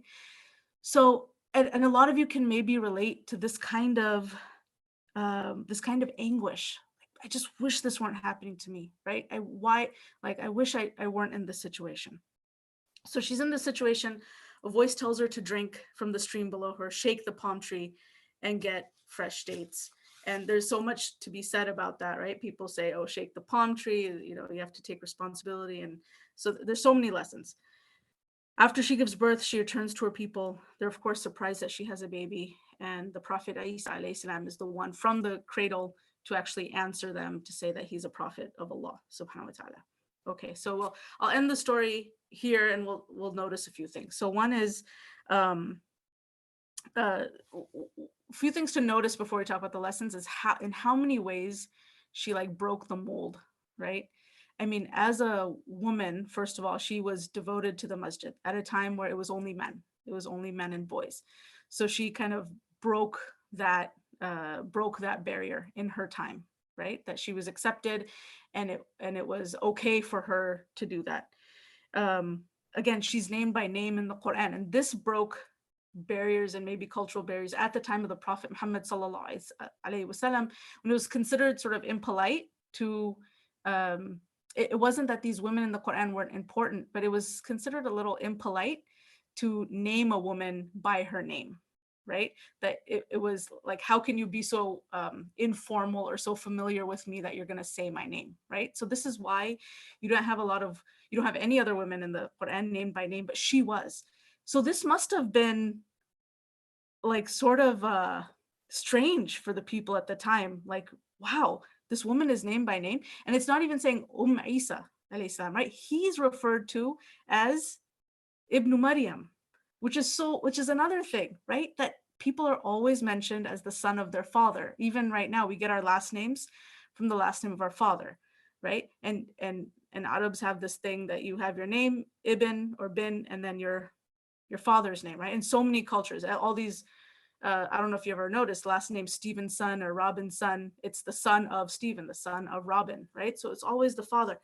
Isa alayhi salam, a prophet, is always referred to as the son of his mother.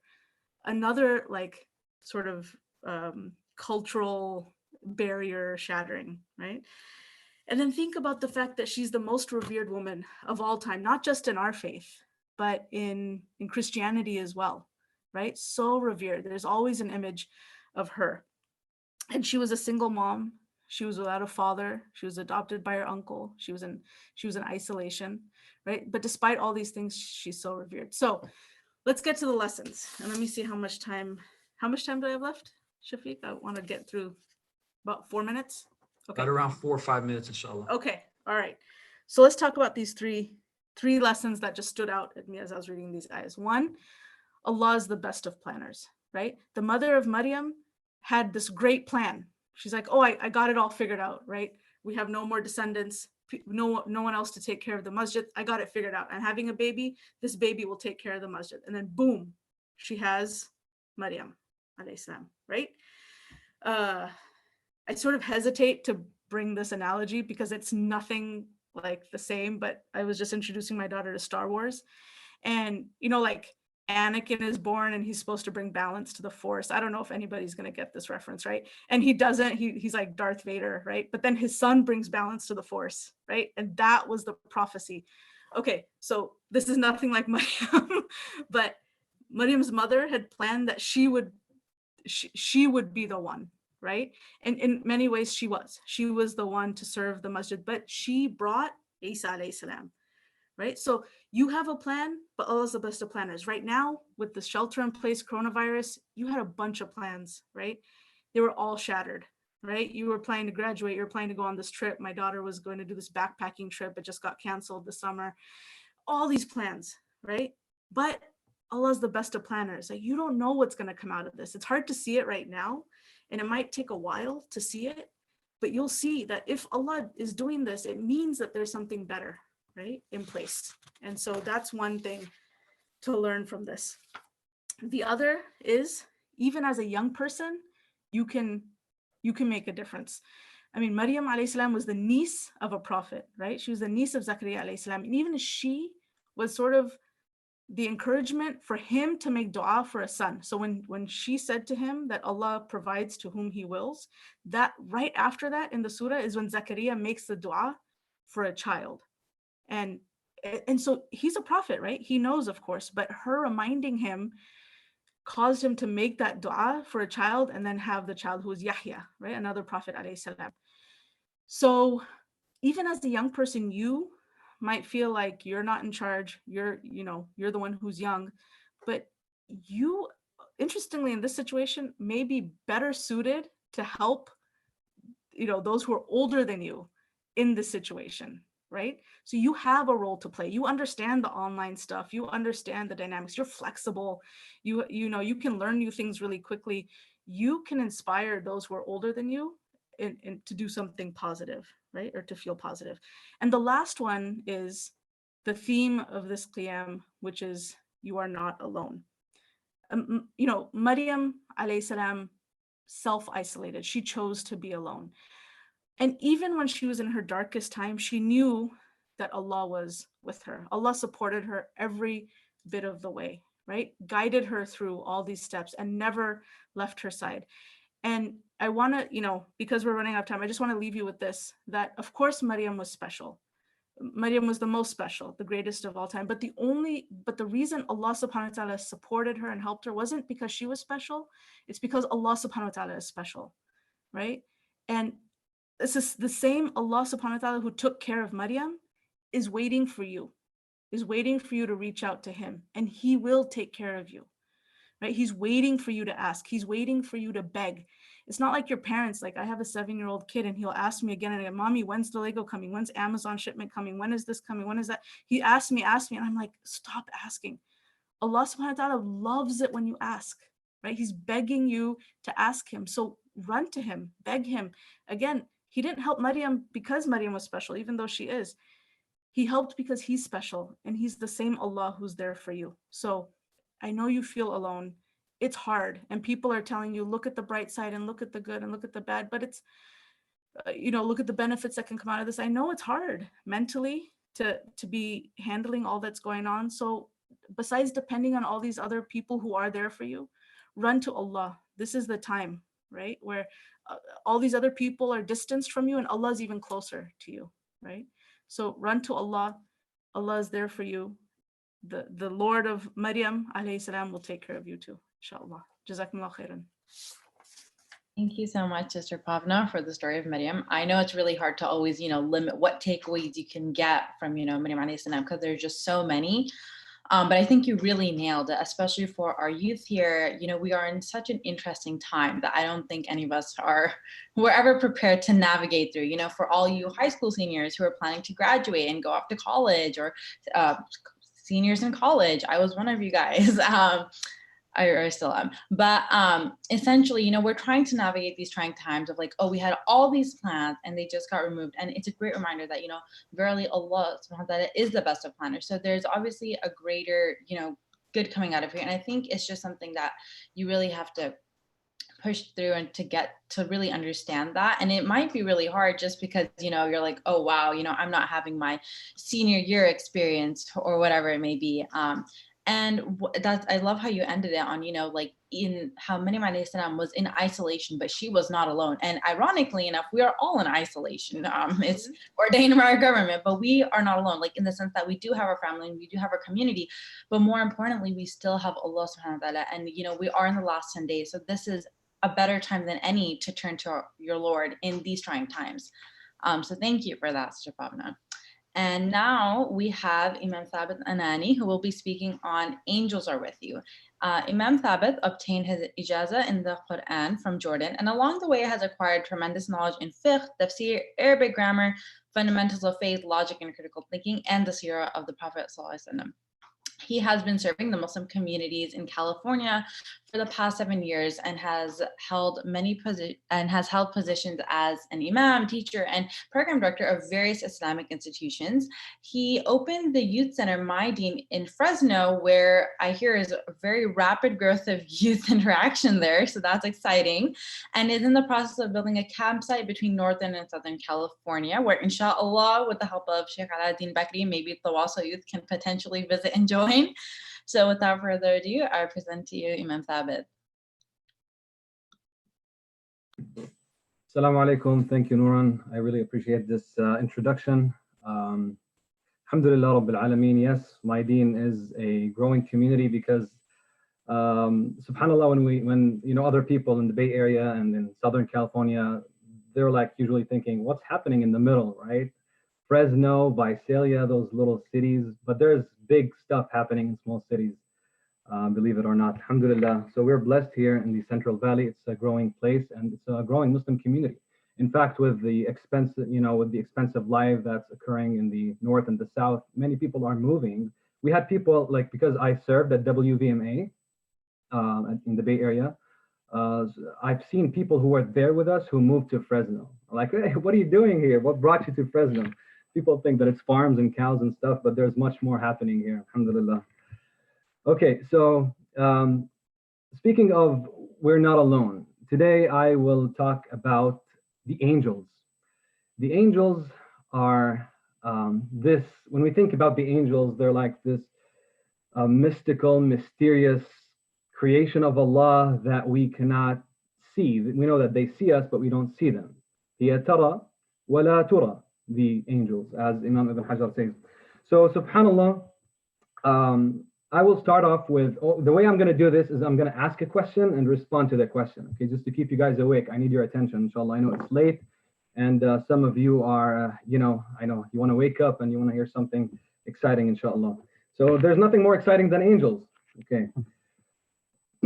So the first question I want to pose is, the first question, what are the angels? What are they created of or from? So the Prophet Muhammad ﷺ says in the hadith, in the authentic hadith, that خُلِقَتِ الْمَلَائِكَ مِن نُور, the angels were created from light. Now the beautiful thing here, I just want to point out something very important. The beautiful thing about Islam and our religion is we bring evidence for everything. We don't speak from our minds. I don't have to sit here and make effort to create things that interest you. It's already interesting. It's already amazing. It's all in the Quran, in the words of Rasulullah sallallahu alaihi wasallam. So any question you think of, you will find an evidence for it. And I will provide an answer and an evidence right away, right after each other, inshallah. So they are created from light. That spectrum of light is something that we cannot see. We know the visibility of light is very small compared to the discovered light by science already. So they are something beyond, subhanAllah. We only have one evidence of what forms they take. Now, how do they look? Okay, that's another question. We have in the hadith, the Prophet Muhammad sallallahu alaihi wasallam, actually, the first time he saw Angel Jibreel, he was in his real form. And the way the Prophet sallallahu alaihi wasallam describes him in the hadith is very interesting. He says he has 600 wings. So do the angels have wings? Yes, they do. 600 wings. And in one description in the hadith, it says that each wing is the size of from the east to the west. So the Prophet ﷺ, when he saw Angel Jibreel the first time, when he was on the top of the mountain in the cave of Hira, he looked everywhere. If you looked west, east, north, he said, I looked in all directions and Angel Jibreel was filling the horizons. So it's like, can you just imagine? This is a creation that's actually larger than planet Earth. But subhanallah, we don't, like when we think about the hadith that Angel Jibreel came to Prophet Muhammad and embraced Prophet Muhammad. So it must be that Angel Jibreel downsized or just, came closer to Rasulullah sallallahu alaihi wasallam and he hugged him. And note, Islam started with a hug.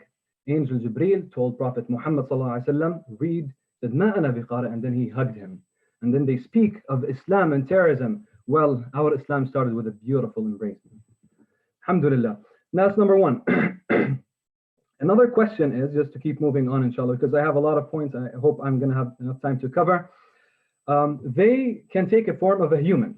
We don't have any evidence that they take other forms. They take a form of a human based on the hadith that, when, the hadith of the Iman, Ihsan, and Islam, or by order Islam, Ihsan, and then Islam, Iman, and then Ihsan, right? So when Angel Jibreel came to Prophet Muhammad sallallahu alaihi wasallam, we know the hadith narrated by Umar ibn Khattab, he said, we saw a man that there was no trace of travel on him. Usually white beard, beautiful looking man. And he came and he sat close to the Rasulullah sallallahu alaihi wasallam, and then he asked him and the Prophet responded. He came in a form of a man. Now I want to share a quick story here. 10 years ago, I traveled with a friend, his name is Salah. We went to Umrah. That was my first Umrah at Kaaba, basically. It was the last 10 nights of Ramadan.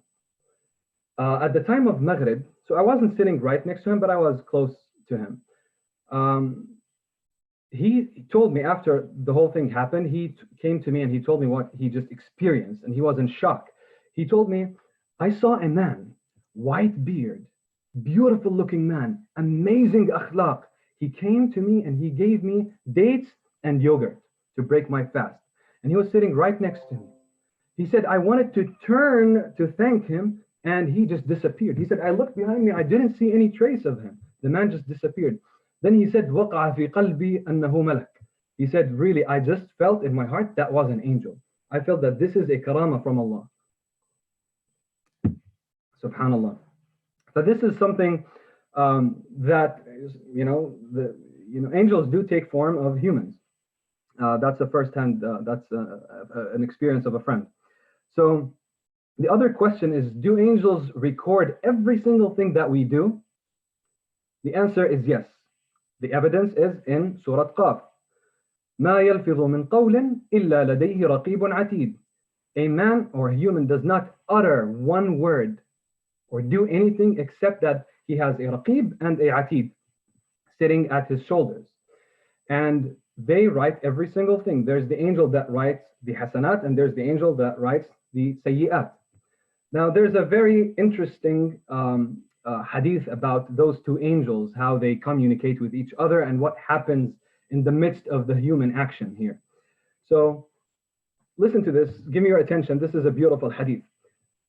There are 4 scenarios, okay, for what we do in life.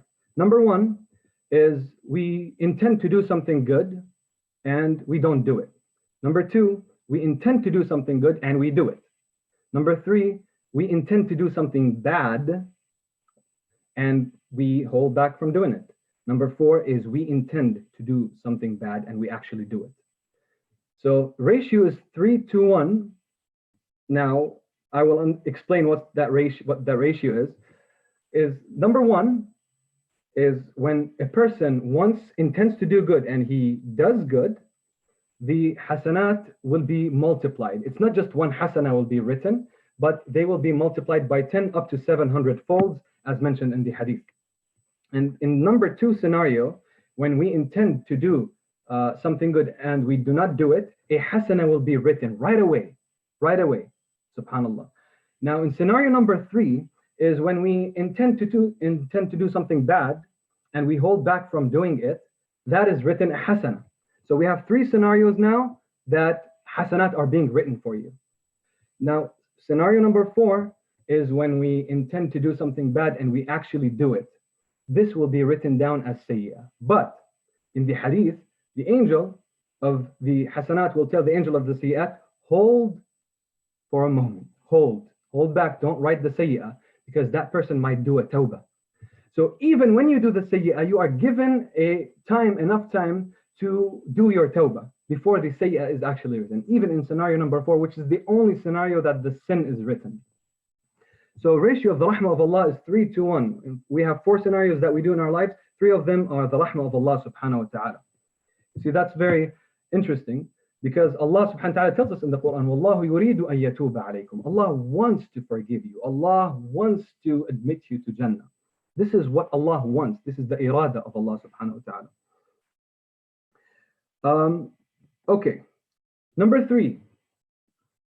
Do the angels protect us? Yes.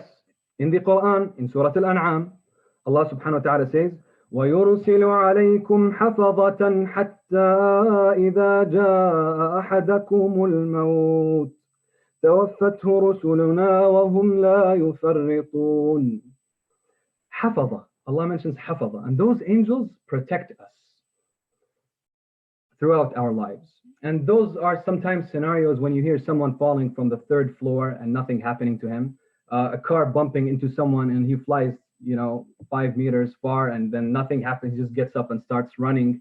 We see these videos on social media sometimes, and maybe some of us experience these things. Subhanallah. But these are the angels protecting the human being. Sometimes you hear about an accident, the car was crushed, but nothing happened to the person. We believe that those are the hafaza. They protect us because it's not our time yet. But when our time comes, Allah subhanahu wa ta'ala says in this same ayah, حتى إذا جاء أحدكم الموت توفته رسلنا. But when your time comes, another rusul, another angels will come, or the angel of death will come and will take your ruh. Subhanallah. But so long we still have time to live, there is angels that are called hafadha, that they are with us. We're not alone. At-taliyat, number 4. What are at-taliyat? They are mentioned in Surah As-Saffat. فَالتَّالِيَاتِ ذِكْرًا. Those are angels that gather when you do dhikr, when you read Quran, when you pray. Those are angels that gather when we sit and in circles of knowledge and learn about Allah, or like a tafsir. Maybe they are also right now gathering around us, since we are only gathered right now for the sake of Allah and to learn more about Allah and to get closer to Allah, right? That's the intention of our gathering right now. So we have many evidence on that. One of those hadith, تحفهم الملائكة, in which when people مجتمع قوم يذكرون الله, when people get together in circles to learn about Allah, the angels will cover them up high and they will go all the way through the heavens. That's an accumulation scene of angels upon those people who are remembering Allah. So when Allah says at-taliyati dhikran, it means they actually come to where the dhikr is. This is one of the interpretations of this ayah. Is there something in common between the angels and the human? Or what are things that we need to be aware of while we understand and we believe that the angels are present around us? The interesting hadith here is that the Prophet ﷺ says, Al-malaika tata'adha mimma yata'adha minhu ibn Adam. That the angels are harmed from whatever harms the human being. Subhanallah. So we have a continuation of this hadith in which the Prophet ﷺ says, Man akala thawm. Listen to this, this is interesting. Man akala thawm, whoever ate garlic, or al-basal, onion, or al-kurrat, which is leek, it's a type of onion as well, right? Whoever eats these things, do not come to the masjid, because you will harm others with that smell of garlic or thawm or onion. Subhanallah. And unfortunately, maybe some of us have experienced this when we go to the masjid, especially in the Taraweeh times after iftar, when someone has been having only onions on iftar, and then you pray next to them and you could smell it when they, subhanallah. But this is something that harms. So a bad scent harms the angels just like it harms the human. I have to mention something very important here. The angels are with us all the time. Okay, angels are with us all the time. But there is something called junub. Junub is, I'm going to say this straight up forward. If someone does something when they're alone, okay, something that we know it displeases Allah subhanahu wa ta'ala. Junub means when you are in a state of impurity. This is what it means. In that state, the angels do not come close. There's an authentic hadith about that. Until that person takes a shower and cleans themselves and do wudu, then the angels will be present. So this is something that we have to keep in mind. If we, if someone watches something haram online, or if someone does something that they know it's haram and displeases Allah, something that you're not proud of, and you know that other people would not want to look at you when you are going through this, also angels will not like to go through. Now, if that's a sin, it will be written, unless you are given, of course, you will be given the chance based on the hadith to do your tawbah, right? So that's why, وَأَتْبِعِ السَّيِّئَةَ الْحَسَنَةَ. Allah tells us in the Quran, follow a bad deed with a good one right away. If you ever felt that you fell in that and you repelled the angels away from you, go, take a shower, clean yourself and do 2 rak'ahs. And that will clear off any sin that you felt that you've done. So we have to understand the presence of the angels when we make these decisions in our lives. Number 5, do the angels love us? I'm sorry, how much time do I have, Shafiq or Nuran? A couple more minutes, inshallah. Okay. Wrapping up, but So, inshallah, a couple more minutes. Do the angels love us? That's a very important question. Let me tell you this quick story. When the Sahaba once were sitting in the masjid, they were gathered and they were only studying the Quran. Look how beautiful that is. Then the Prophet ﷺ came to them and he said, what gathers you here? And they said, Ya Rasulullah, we are only gathered here to learn about Allah. Then the Prophet ﷺ says, Allahi, ma ajlasakum illa hadha. By Allah, is this the only reason you guys gathered? And they said, yes, Ya Rasulullah, is there something wrong with that? Or so the Prophet ﷺ said, no, but Jibreel just told me that Allah is showing you off to his angels. Allahu Akbar. Allah is showing you off to his angels. So just imagine that. There's another authentic hadith in which Allah subhanahu wa ta'ala himself speak in hadith Qudsi, انظروا إلى عبدي يترك طعامه وشرابه وشهوته لأجلي. Look at my servant. He left everything. He left his shahwa. He left food and he left drink. This is in the context of Ramadan. For my sake. Look, who is Allah telling or communicating with to look at you? He's communicating with the angels. So Allah shows us off to the angels when we make beautiful decisions. Look at my servants. Out of all the things that they could have been doing, especially youth, right? You have all the energy in the world. You have all the options in the world. You could be out there doing anything, but you choose to open the computer and listen to Sheikh Ala. You choose to go to the masjid. You choose to sit and read Quran out of all the options that you have. This is something amazing that Allah, it's so much worthy to Allah to show you off to the angels. And here we are speaking evidence. This is an authentic hadith. And continuing the answer to this question, that do the angels love us? There's a beautiful ayah in Surah Ghafir, in which Allah subhanahu wa ta'ala says, الذين يحملون العرش ومن حوله يسبحون بحمد ربهم ويؤمنون به ويستغفرون للذين آمنوا ربنا وسعت كل شيء رحمة وعلما فاغفر للذين تابوا واتبعوا سبيلك وقهم عذاب الجحيم. Allah tells us that there are angels that will be carrying the throne. يحملون العرش. There are angels, that's their specific mission, that's their specific function. And we don't have time, and this is not the place right now to talk about all the functions and the types of angels, but we're just putting things in context of you're not alone. So those angels, they love you. This is love in action. Let me tell you, I was asked last week from someone in my community, where's the love in the Quran? I was like, where is no love in the Quran? Tell me. Actually, Allah, when he speaks love by action. Like I can sit here, tell you I love you, and you're going to be excited. Wow, thank you. Then I tell you the next day, I love you. And then you're like, okay, that's nice. And then I come the third day and I tell you, I love you. Okay, and then what are you going to do about it? Where's the action, right? So Allah speaks love in action in the Quran. مَا وَدَّعَكَ رَبُّكَ وَمَا قَلَى. He have not abandoned you. أَلَمْ يَجِدْكَ يَتِيمًا فَآوَى. Didn't he find you an orphan and he got you closer to him and he guided you? So this is action in love, or love in action, I'm sorry. So the angels here are showing love in action by doing istighfar for us in this ayah. The ones who carry the throne and those that are around the throne, يُسَبِّحُونَ بِحَمْدِ. They do tasbih, وَيُؤْمِنُونَ, and they believe in their Lord, وَيَسْتَغْفِرُونَ لِلَّذِينَ آمَنُوا.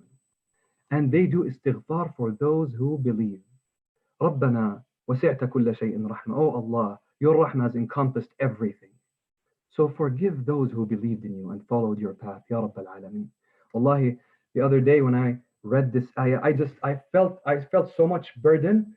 But then when I read this ayah, I felt, Ya Allah, if all humanity, if all people forgot, if all my friends and my family forgot to make dua for me, there's someone out there doing dua for me that I really need. It's the angels around the throne of Allah that are doing istighfar for us. This is in Surah Ghafir. يَسْتَغْفِرُونَ لِلَّذِينَ آمَنُوا. So Alhamdulillah Rabbil Alameen for the presence of the angel. Alhamdulillah Rabbil Alameen that Allah subhanahu wa ta'ala has, gave that task to the angels to do istighfar for us, because wallahi, we are in dire need for the istighfar of the malaika. And finally, a good question is, Allah knows everything, Allah sees everything, and Allah has the power to record everything.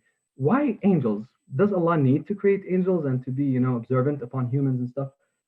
That is a manifestation of Allah subhanahu wa ta'ala's dominion. Every king has a system, every government has a system, they have soldiers, they have, everything organized. You think Allah subhanahu wa ta'ala's dominion is not organized? You think Allah doesn't have soldiers? You think Allah does not delegate? Subhanallah. Allah subhanahu wa ta'ala,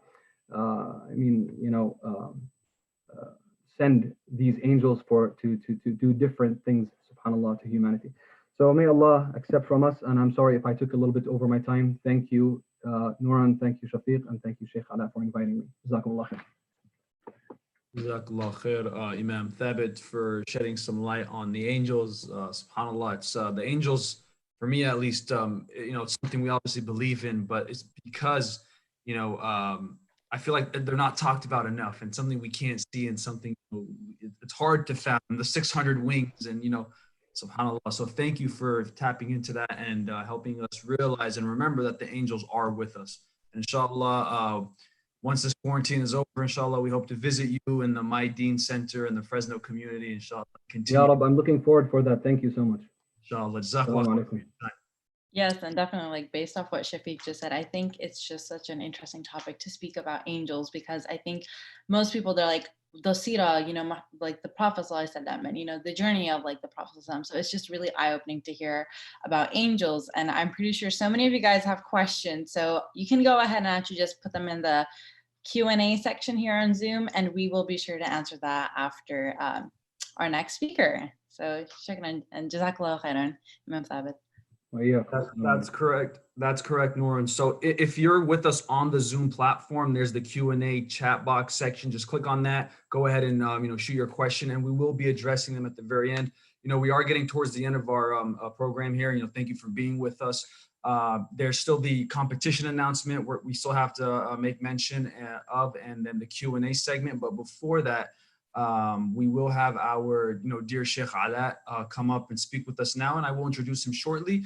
If you're not on the Zoom platform, don't worry, you can still ask your questions. If you're on Facebook or on YouTube and you're watching this stream, you can still comment your question in the chat box or the comment. There's someone there that will go ahead and make sure your question gets received on the Zoom end, inshallah. With that, our final speaker tonight is our very own Sheikh Alauddin al-Bakri, who in my eyes I like to refer to him as the people's Sheikh, because mashallah, despite how busy he is and how swamped he is, he's always accessible to his people, to the local community, and to communities abroad.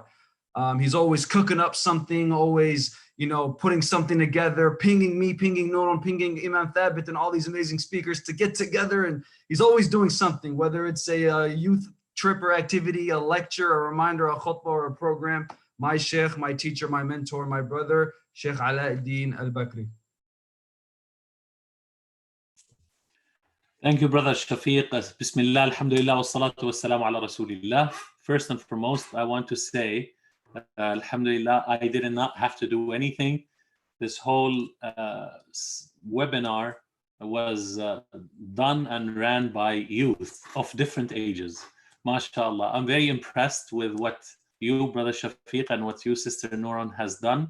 MashaAllah, you're pros, and MashaAllah, very pleased. May Allah reward you, and inshallah, you grow more and more and more and serve the community more, inshallah. Brother Shafiq, you need to stop saying I'm not young, because if you're not young, then I must be calling from the grave right now. Alhamdulillah, me and Brother Riyad Shamma 20 years ago, maybe 25 years ago, 1996 to year 2000, we used to attend youth camps, and we both wear red heads like mashallah, and then now we're both like mostly white heads. So alhamdulillah rabbil alameen. But I don't believe youth has something to do with age. It has to do with a state of mind. Who is a young person and who's an old person?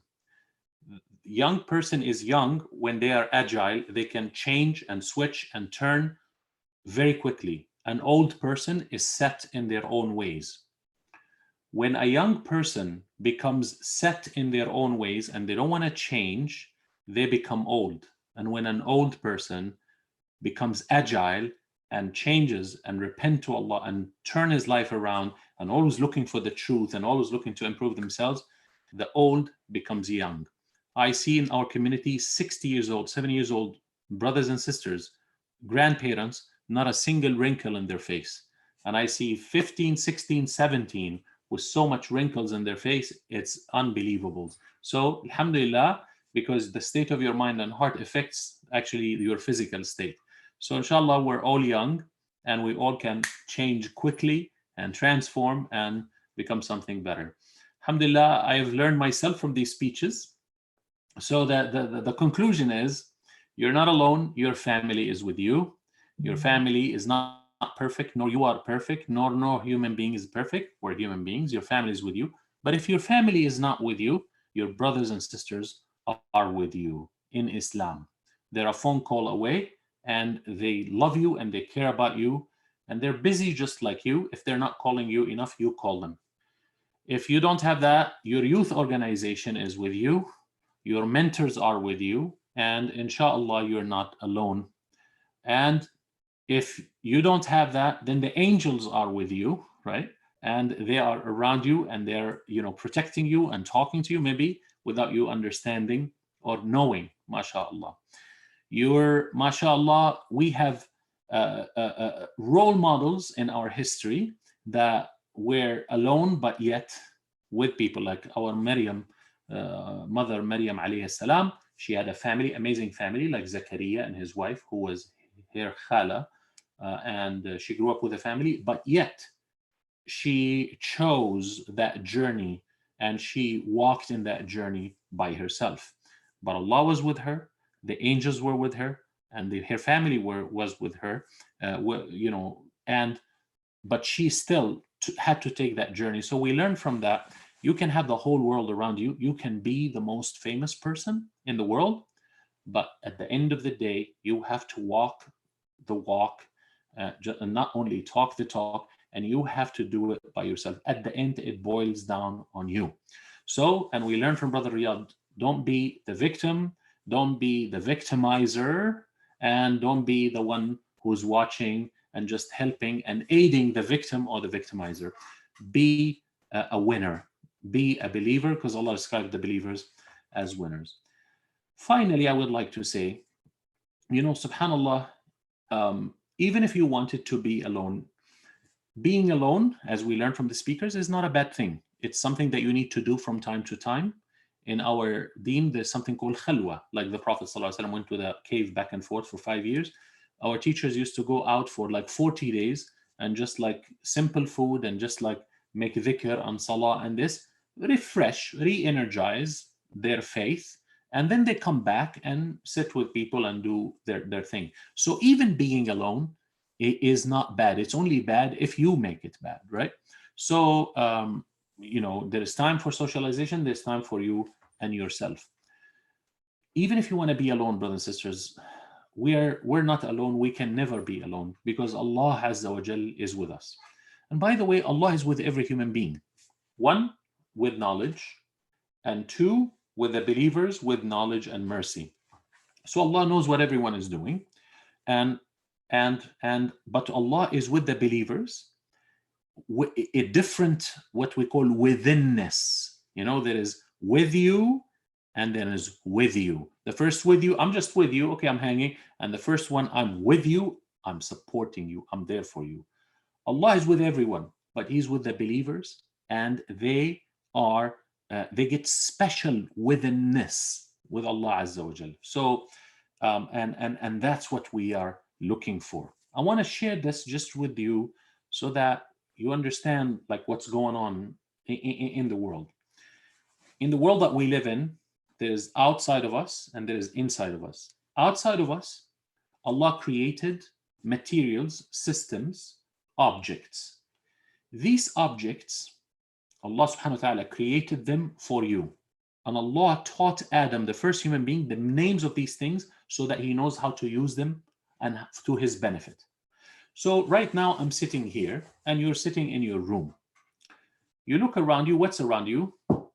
There is a wall, there's a computer screen, there's a camera, there's your phone, There's the mushaf around you, right? There's the desk, there's a cup, right? What are these? Around us is nothing but objects. Where these objects hold value is only inside us. The real world, where is the real world is happening? It's happening within maybe 2 feet by half a feet. This is where the real world is happening. The real world and your world is happening within you, inside you. So inside you, you look at this cup, you say, oh, that's a cup of water, that's a cup of tea, that's a screen. If a squirrel walks into the room, he will not give the same meaning to the same objects. So what does that mean? What does that mean is that we need to start paying attention to the conversation that is taking place between you and you. This conversation can be very destructive, and your nafs is riding you, and shaitan is riding your nafs, and your bad company is riding you and shaitan, and you're being ridden for a very bad drive, very bad journey in your life. Or inside of you, the conversation is so positive, so constructive, that you drive the meanings of the world around you from the book of Allah. That's why in the book of Allah, we read in the Quran, in Ramadan, and we get ideas. How do we see the world? Quran and Sunnah are like glasses. You put them, you see clarity, and now you see through these lenses. What lenses are you using? Are you using the lenses of your nafs? Are you using the lenses of shaitan? Are you using the lenses of what? Of bad company? Are you using the lenses of fame? You just want to be famous at any cost? People are literally performing things that are killing them just so that to be famous, because they just, to them, they wore lenses. If I'm not famous, I'm not worthy of anything. Brothers and sisters, in this conversation, what is the whole Quran? Allah teaches you how to talk to yourself in Al-Quran Al-Kareem. Most of us, they made a scientific research about human beings. An average human thinks 355 negative thoughts about themselves a day. You know how many positive thoughts they think? 5. 355 to 5. What does Allah want you? Allah wants to increase those 5 and make them more. Why?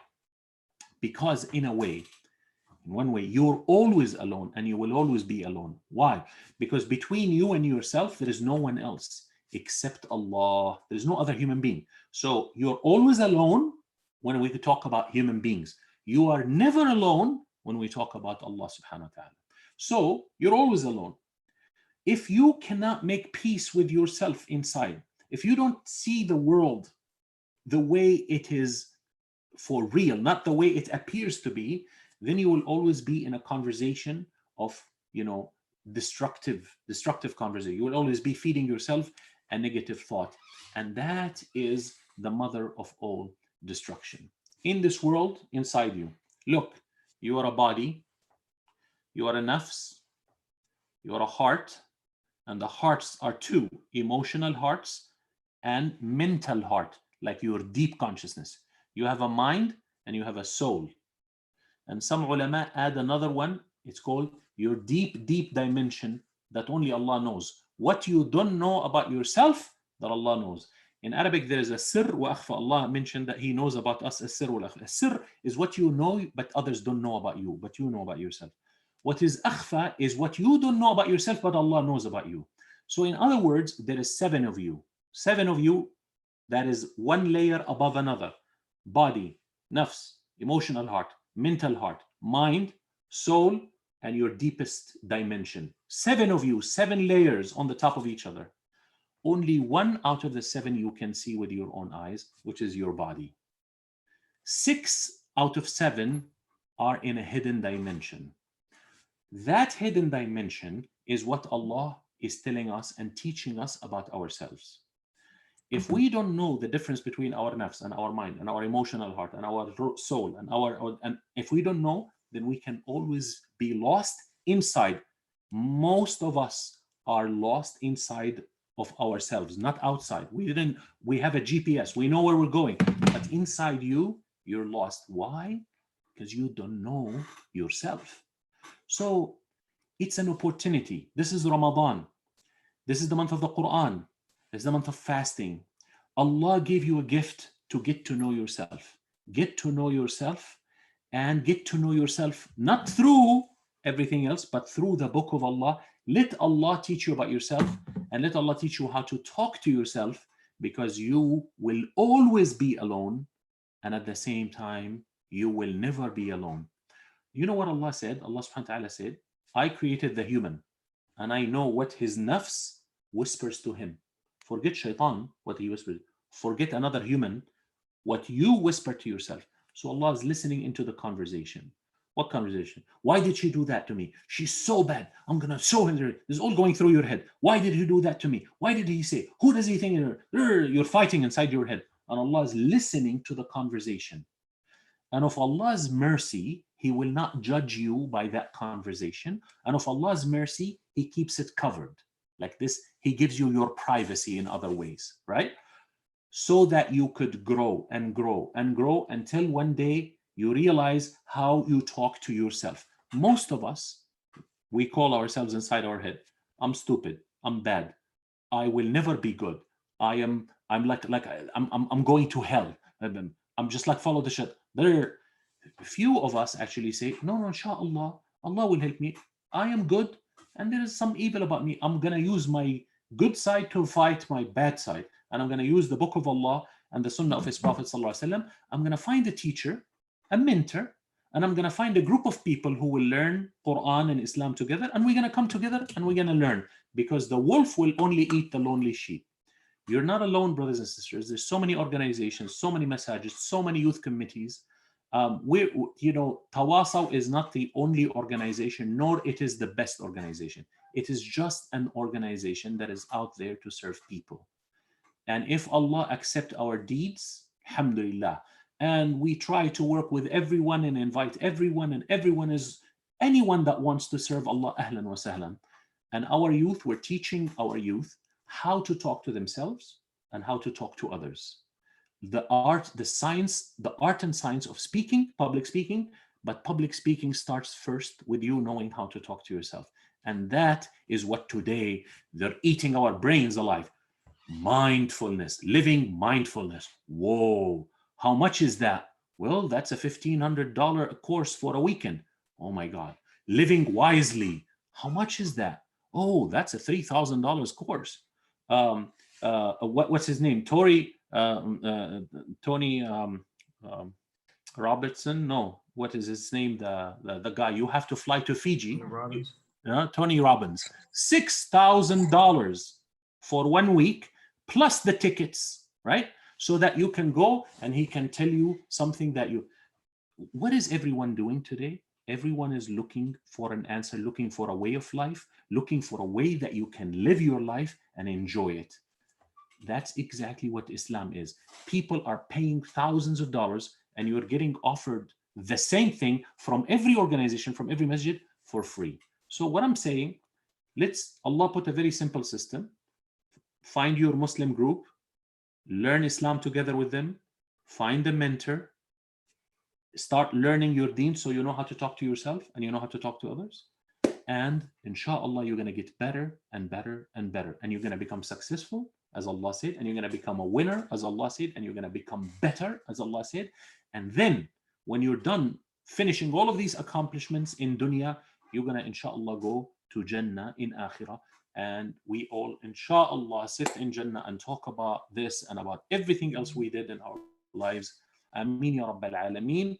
Jazakum Allah khair. And thank you for staying all the way up to the end. We have, I think, one more thing, inshallah, and I will hand it back to our youth, to Shafiq and Nuran. Wassalamu alaikum wa rahmatullahi wa barakatuh. Jazakallah khairan. Thank you, Sheikh, for highlighting the importance of how it is that we even, our mental health, of how we really, speak to ourselves internally. I think that really was a great note to really wrap up this great Qiyam that we have hosted. To everybody who's still here, thank you so much for attending and really, staying till the end. We have two last things that we want to address. Shafiq mentioned in the beginning that we have a summer competition with Tawasaw. And so I will, before we show our promotional video, we have Omar who put that together. Thank you, Omar.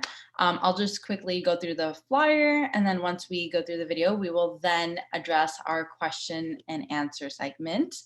I will share the flyer with you all. This will be accessible on social media once we put out the video and whatnot.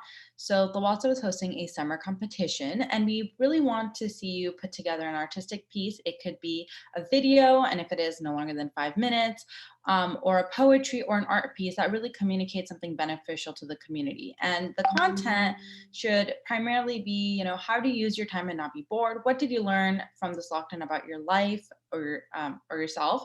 How did your faith help, and how did you help the community? Now, youth, listen up. The grand prize is a grand total of $300. So that is a really large prize. And that could be you. Just put your heart to it. And second place is at $200, which is still quite a lot. And the third place is at $100. And then on top of the top 3 prizes that we will be giving out, there will also be 2 prizes of $50 each. The submission deadline is July 15th. So we want to get this right before Eid, and the winners will be notified the day before Eid al-Adha on July 30th. And there will be more information available on tawaso.org. And Amar now will play our promotional video for you. We look forward to seeing all your great submissions. Amar, take it away. Okay, so yeah, as you mentioned, it's about art and expression and communication and still not being able to leave the house.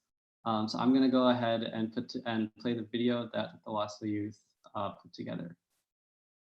Assalamu alaikum, Muslim youth. Tawaso is hosting a competition for you all to participate in. We would like to see you put together an artistic piece that communicates something beneficial to the community.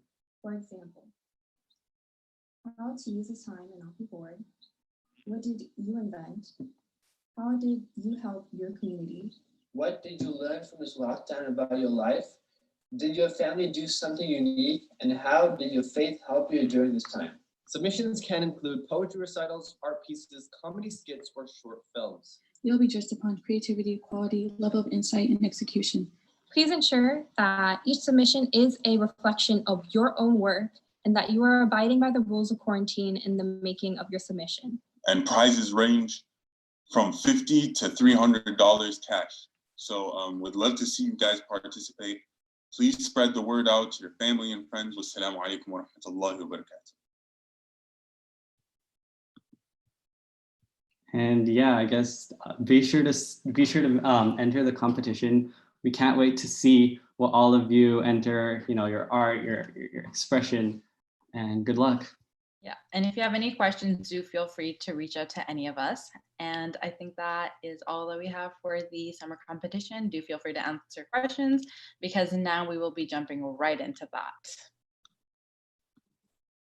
Awesome. I just want to say, God bless you all, Tawaso, and everyone involved with the competition, because when I was a youth, there were probably competitions happening, but when I was a younger youth, because I still am a youth, based on Sheikh Ala's advice, when I was a younger youth, there were competitions, but subhanAllah, you know, I don't know if they were to this magnitude of prizes and creativity and awesomeness and really promoting the arts. So youth, take advantage of this. The Q&A section is now officially open. I'm seeing plenty of questions coming in on our Zoom platform. And if you're not on our Zoom platform, you can, you know, comment your question in the comment or chat box wherever you're watching on Facebook or YouTube or whatever it is. I'll go ahead and start.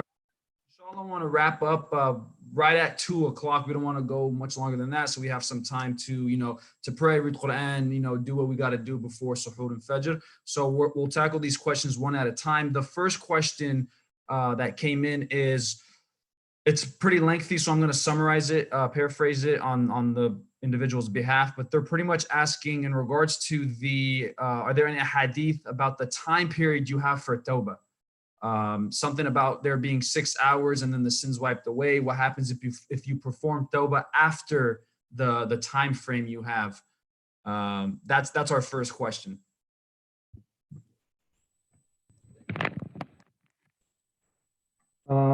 Okay, Bismillah ar-Rahman ar-Rahim. So for that question, I did not find any like authentic narrations that tells us exactly what the time period is. But Tawbah does not have a specific time. Tawbah specifically could be done at any time. In fact, التوبة تجب ما قبلها والإسلام يجب ما قبله. When someone does a tawbah, it clears, it's supposed, like you do a tawbah for all the sins, that is a tawbah that clears everything in the past. So a tawbah is a tawbah. Istighfar, even any sin that is written, it could be erased instantly when you do your istighfar, even when that sin is written. But this hadith again is a manifestation of the rahmah of Allah subhanahu wa ta'ala, in which he shows us that even when you do a sin, Allah does not like allow an angel to write it right away, right? That just show us his mercy. But even when it's written, even with that, you do your istighfar, done deal, you know? So that's it, inshallah. I hope I answered the question. Jazakallah khair. Moving on to the next question, inshallah. We'll tackle these questions with 1 or 2 minute answers so we can keep it moving. How many angels do you have with you? How many again? How many angels? We were talking about angels. The question is, how many angels do you have with you?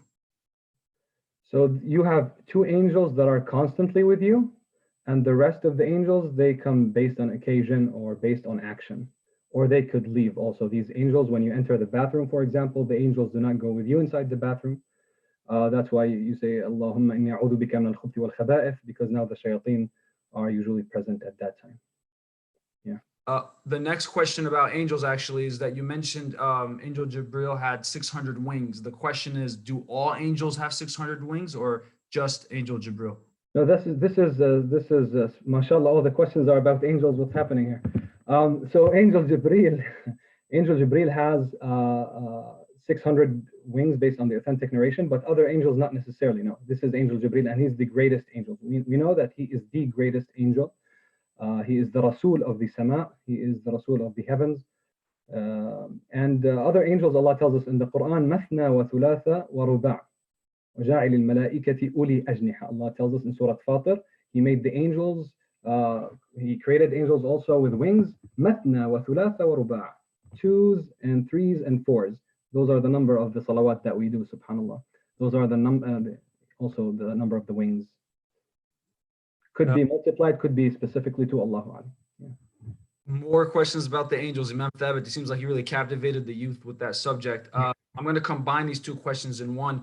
It's how do you know, what does an angel look like in human form, and how do you know when you see an angel?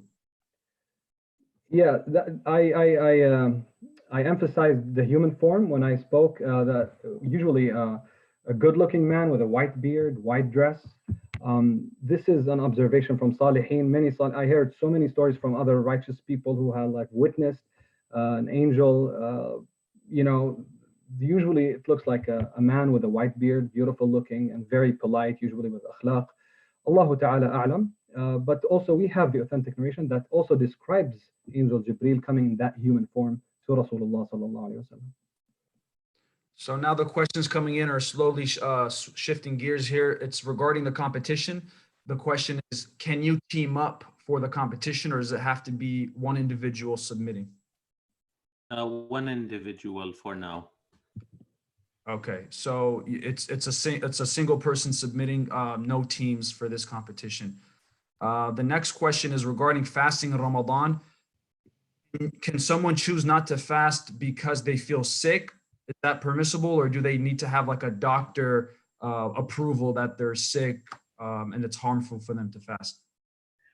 If your sickness gets worse by fasting, or if fasting delays the healing, one of these 2 scenarios, and if these 2 scenarios are approved by a Muslim doctor, that your sickness will get worse by fasting, or the healing will delay because of fasting, then you break your fast. But self-assessment, I can, wound my finger and say I'm sick and I'm bleeding, or I can get just a common cold and say I'm sick and this, but that actually does not get, the healing doesn't get delayed because of fasting, nor you get worse because you're fasting. If you drink enough liquids at night, you can survive a cold easily, right? But people with kidney problems, with old age, with this and that, then yes. But always we trust our Muslim doctors, and the Muslim doctors are very, very abundant everywhere. And if you cannot, then your own doctor, you tell them how do you fast, and you ask them, would fasting delay the healing or increase the sickness? That's a quick answer. Jazakallah khair. Okay, the next question, Jazakallah khair. These questions, mashallah, are coming in faster than we can address them. They're asking about the submission. Can it be in a form of a collage? I think I can answer that one. It could be in the form of any artistic expression, whatever medium you use to express and address those points we talked about. A video, a collage, a painting, a poetry, whatever it is. Inshallah, Right. I think you're okay. Just piggybacking off of that, I think it's essentially whatever you submit should just reflect the content that is in the requirements for the competition. So as long as you are addressing what is required content-wise, whatever you submit should be acceptable in that sense. Exactly. Jazakallah khair, Nuran. Next question is, what can you do to be more conscious of your actions? How can I prevent myself from hurting others' feelings or doing bad deeds?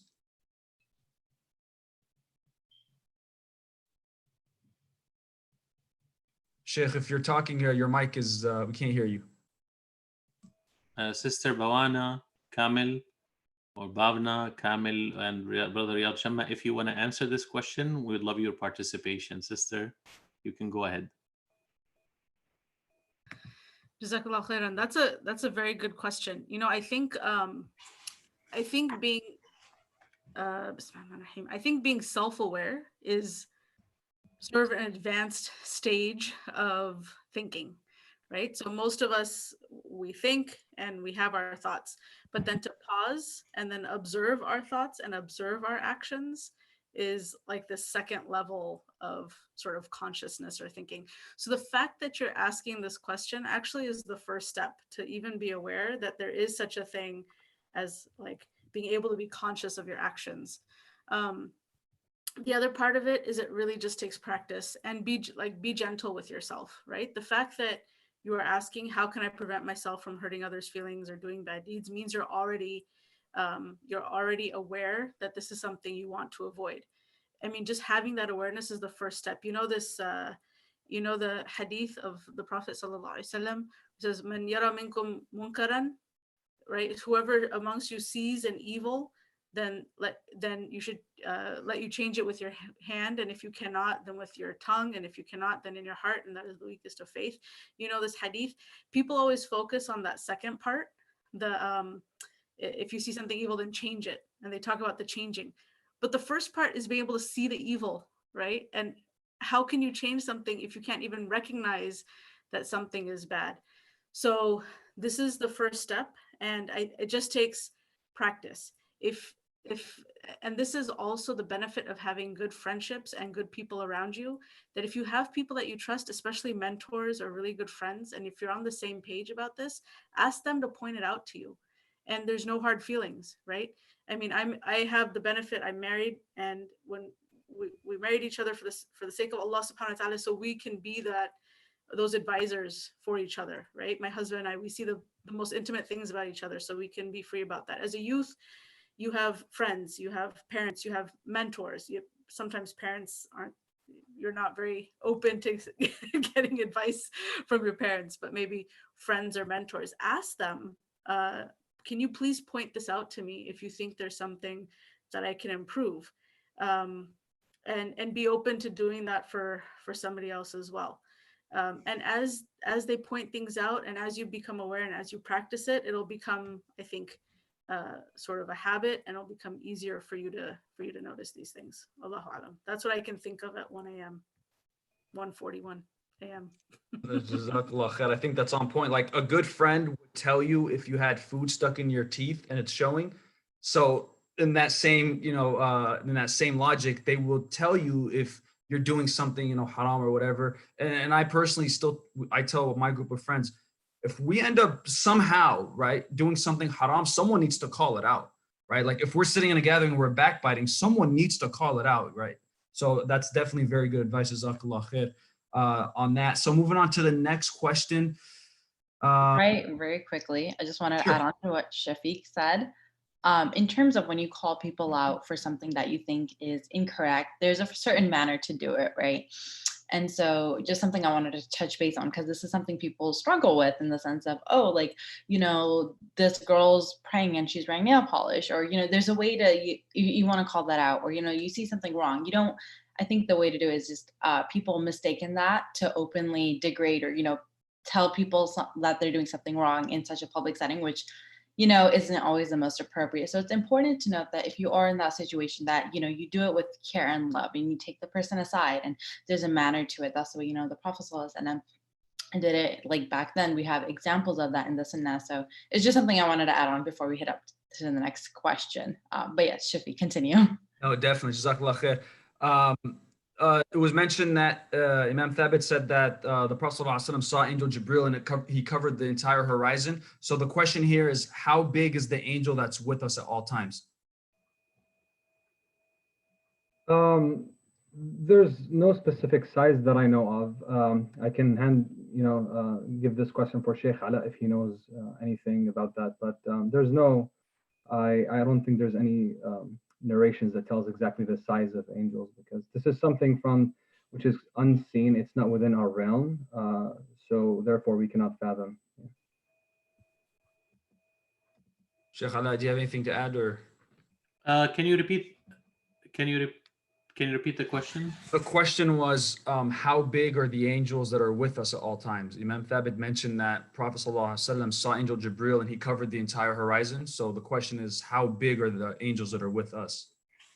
So they belong to a different dimension. From their dimension, they can see us. We cannot see them.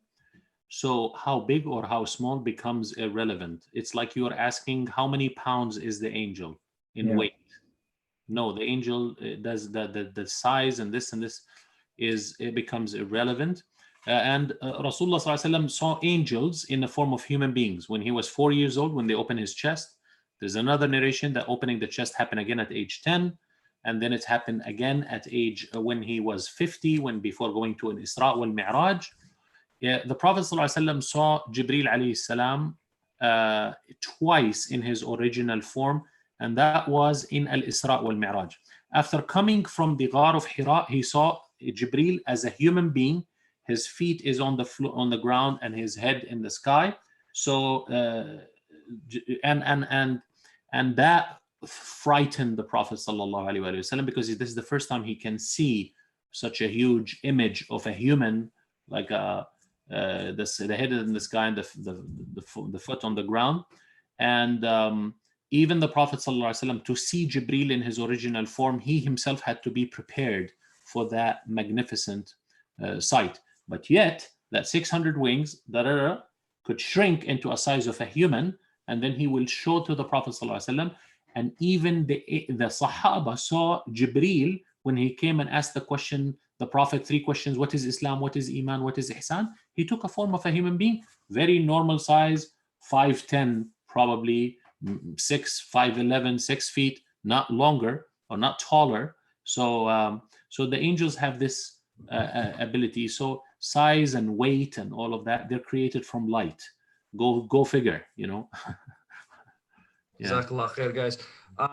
Couple more questions, and then I'm going to pass it on to Nurun to ask the rest of the questions, inshallah. We have less than 15 minutes, and we want to address as many questions as we can from the youth. Mashallah, they're coming in quick. Is there an age limit for the competition? The age limit is it's gonna be like a middle school or a high school or a college student. These 3 groups are the predominant 3 groups that we serve at Tawasaw, as you know. So we have 3 groups, always middle school, high school, and college students. And the whole point is about communication. That's what how can you use art to communicate your ideas within the requirements of the content and the subjects that we're looking for, right? So please, inshallah, we're going to have more details about the subjects, and this is going to be a nice email. Everyone who registered with us to the seminar will receive an email about that competition, and inshallah, it will be very exciting. Inshallah. The last question before I pass it to Sister Nurun to continue the Q&A segment. This one's a heavy one. I'm going to summarize it. It's very lengthy, but This person says they've been going through a tough time during quarantine. Things are difficult for them, causing them to fall into a depressed state.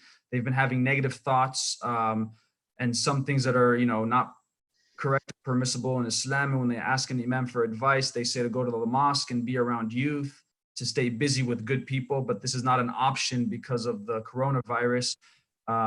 What can they do to stop themselves from having these negative thoughts in isolation and not be tempted to slip into haram? Inshallah, you will not slip in haram, and inshallah, you can handle the test and trial that you're going. And here is what happens to me when I go through something that I don't like and I don't want, and I want the things to change, but it doesn't change. So then I get the idea, Allah wants me to go through this and to learn a lesson from this. The second you learn a lesson, the second you face yourself, you sit down and you say to yourself, talk to me. I'm not scared of you. Let's settle here. What do you want? Why are you sad? What's making you sad? You really face yourself. I find that people spend their entire lifetime running away from facing themselves. So maybe you say, I am young and I'm not qualified to face myself and I need help. Very good. We have mentors in the society, mashallah. Sister, Kamil is here, and I'm trying to see how to pronounce your name. Bawani or Bawana, or how do you say it? Bhavna. Bhavna, mashallah, Bhavna. So Bhavna, Kamil. So we inshallah, we are accessible to you.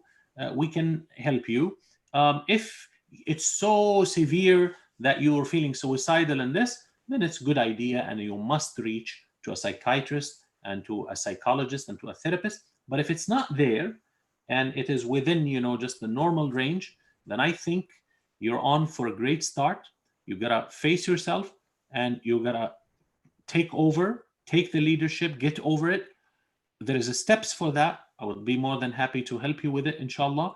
But we can't just run away and just talk to people, because at the end, you're gonna come back and be with yourself. Remember, you're gonna always be alone and you will never be alone at the same time. You will always be alone in the world of human beings, because nobody can hear to the conversation between you, and you will never be alone because Allah listens, and that's the beauty and the reality of things. So inshallah, go ahead. I have just a couple of things to add. Yes, please. Because I've had people in my life who have gone through anxiety or depression, and it can seem, alhamdulillah, I don't think I've felt it to like that kind of acute level, so I can't speak from personal experience, but from observation, it seems like it tends to be like a vicious cycle and almost a snowball effect. This is kind of related. Recently, I had an injury where I herniated a disc, and it hurt my arm, and the doctor prescribed steroids. And what steroids do is they immediately reduce the inflammation so that your body can start to heal itself. I sometimes think that, especially amongst youth, depression and anxiety can be like that sort of overwhelming snowball effect, and you need something to immediately stop that inflammation, and then you can start that deeper work. So I think there's a lot of ways in which you can tackle this. So you can tackle it by self-reflection and spirituality. I also think, just from a practical level, people I know who have dealt with this, there are actually workbooks. I know this isn't like a really profound answer, but if you look on like online bookstores or something, I hate to promote Amazon, but anyway, if you look on Amazon, they have these workbooks for teens on how to deal with anxiety, how to deal with depression. And it's basically like cognitive behavioral therapy. And it's asking you to sort of change your patterns of thought and to then, or change your behavior that can change your pattern of thought. And I think a lot of those exercises can at least help reduce sort of the extreme feelings you might be feeling, so that you can get to a level where you can do the kind of work that you need to be doing.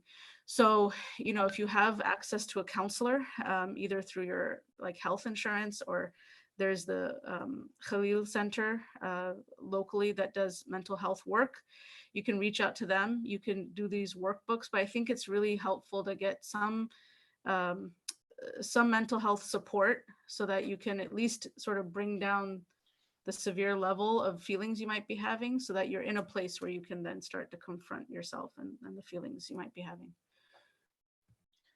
Yes, thank you. I think that honestly opens up a lot of different options to wherever you are. And of course, do feel free to reach out to, these people in your community on a personal level if you do feel comfortable enough talking about it. The next question we have is, why do we fast?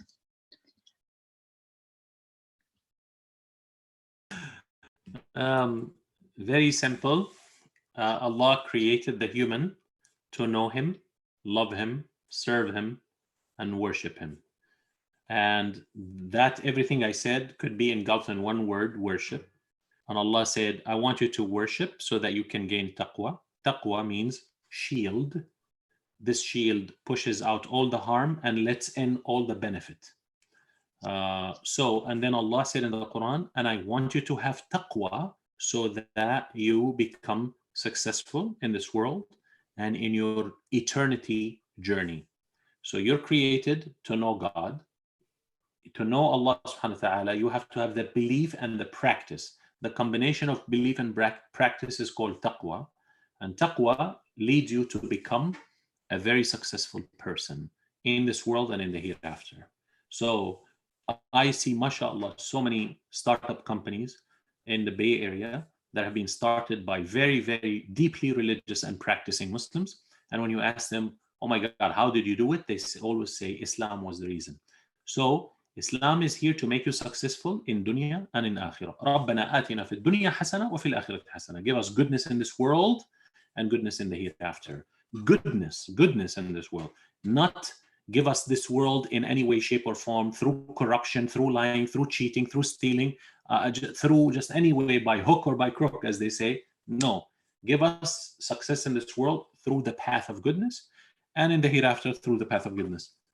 So why are we fasting? Because you need to get a hold of yourself. Why you're fasting? Because you need self-discipline. Why you're fasting? Because you need to be in charge of yourself. Yourself cannot be in charge of you. Your mind needs to be in charge of your nafs. And when the mind can control the nafs and say, no eating, no drinking, no mating, no sleeping, no resting, we're going to pray and read Quran and fast and this and that, now you have self-discipline.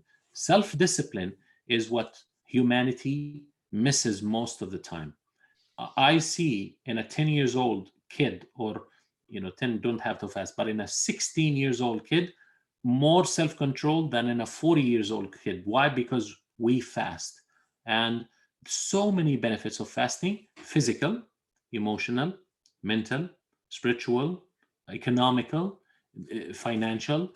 It's so many benefits for fasting that we cannot count them easy. We fast because Allah told us to fast, and every time Allah tells us to do something, it's absolutely into our benefit. I'm telling you, brothers and sisters, people were calling us crazy. You guys are crazy. You're not eating or drinking. That's not healthy. Alhamdulillah, in the last 2 years, the craze in the world of diet has been fasting. And some of these dietitians that became very world-renowned famous people, some of them have honesty. They say the best fasting is the Ramadan fasting. Intermittent fasting. Wet fasting, which means you don't eat but you drink water. Dry fasting, which means you don't eat or drink water. And finally, the Nobel Prize, the last year, was given to a chemist and a biologist, a scientist from Japan, who proven that fasting and the stress you get with fasting, like you're fasting and you're thirsty and it's sunny and you're hungry and your body goes through stress, what it does, it makes the body cell go and become younger. Every body cell has a garbage can that throws all the DNA in it, the broken DNA. It goes back to that broken DNA, it takes it, it fixes it, and it reproduces it as another healthy cell. That garbage bag of DNA, if it stays there, that's the reason why we end up with cancer. So, alhamdulillah, right now, nobody has anything on us. Everybody is following fasting, and they're saying it is the way, and it's the way for the best healthy way. So many benefits for fasting on so many levels. Jazakumullah. Jazakallah khairan, Sheikh. You really nailed that. The next question we have is, what is the aura for a woman in front of her mahram and other women? Or I think, yeah, if anybody would like to answer that. Sister Bhavna, do you want to go for that?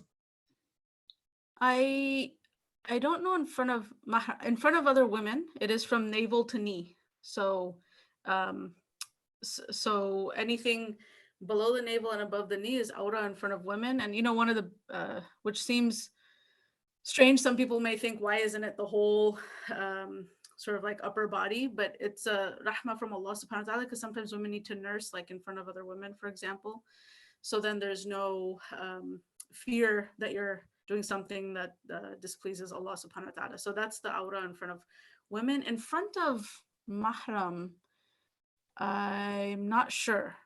Maybe somebody else, because there's like a cultural component to it, right? Like even like a girl in front of her father, even if something is allowed Islamically, she still may, just out of modesty, choose to cover up like more than what is allowed. So I'm not actually sure. Maybe somebody else could answer that question. Imam Thabit, do you want to say something quickly? No, Sheikh, I prefer you answer this question, inshallah. Okay, so haya, bashfulness, usually in our tradition, from the time of the Prophet till now, it doesn't have to be a fard, but girls in front of their fathers, in front of their brothers, in front of their uncles, they wear that like abaya, like from the neck down, they're covering, but they don't have to cover their head. And they can show some of their arm, they can this and that, but traditionally, we're not talking about strict rules and regulations, but traditionally we find that girls in front of their brothers and in front of their dads and in front of the father of the husband and in front of your own uncle, there is that like covering that covers the body, like pants and shirt, just normal, like what I call dress, right? This and this and that. You wouldn't walk out with maybe a training suit or like I don't know, a swimsuit or something like that, even though they are your mahram, because there's that element of haya. And in front of women, as the sister said, of Allah's mercy, there is a certain aura, but in front of men, whether they are mahram, the mahram you still cover from the neck down, but in front of non-mahram men, that's when you wear the hijab and you cover your head and you become modest. But it comes natural in almost every Muslim culture I have seen. Girls in front of their dads and brothers, and they're still covering. Maybe they're just not covering their hair. That's it. Yeah. Alhamdulillah. It is 2 a.m., but we have a lot of questions. I think we'll make room for one more, unless anyone else is free to stick around. But yes, so the question is, Imam Thabit Anani said that the Prophet Muhammad first saw the angel Jibreel outside the cave. I thought the Prophet, peace be upon him, first saw angel Jibreel when he was taking the bad part out of the Prophet's heart when the Prophet was young. Could you please elaborate on that?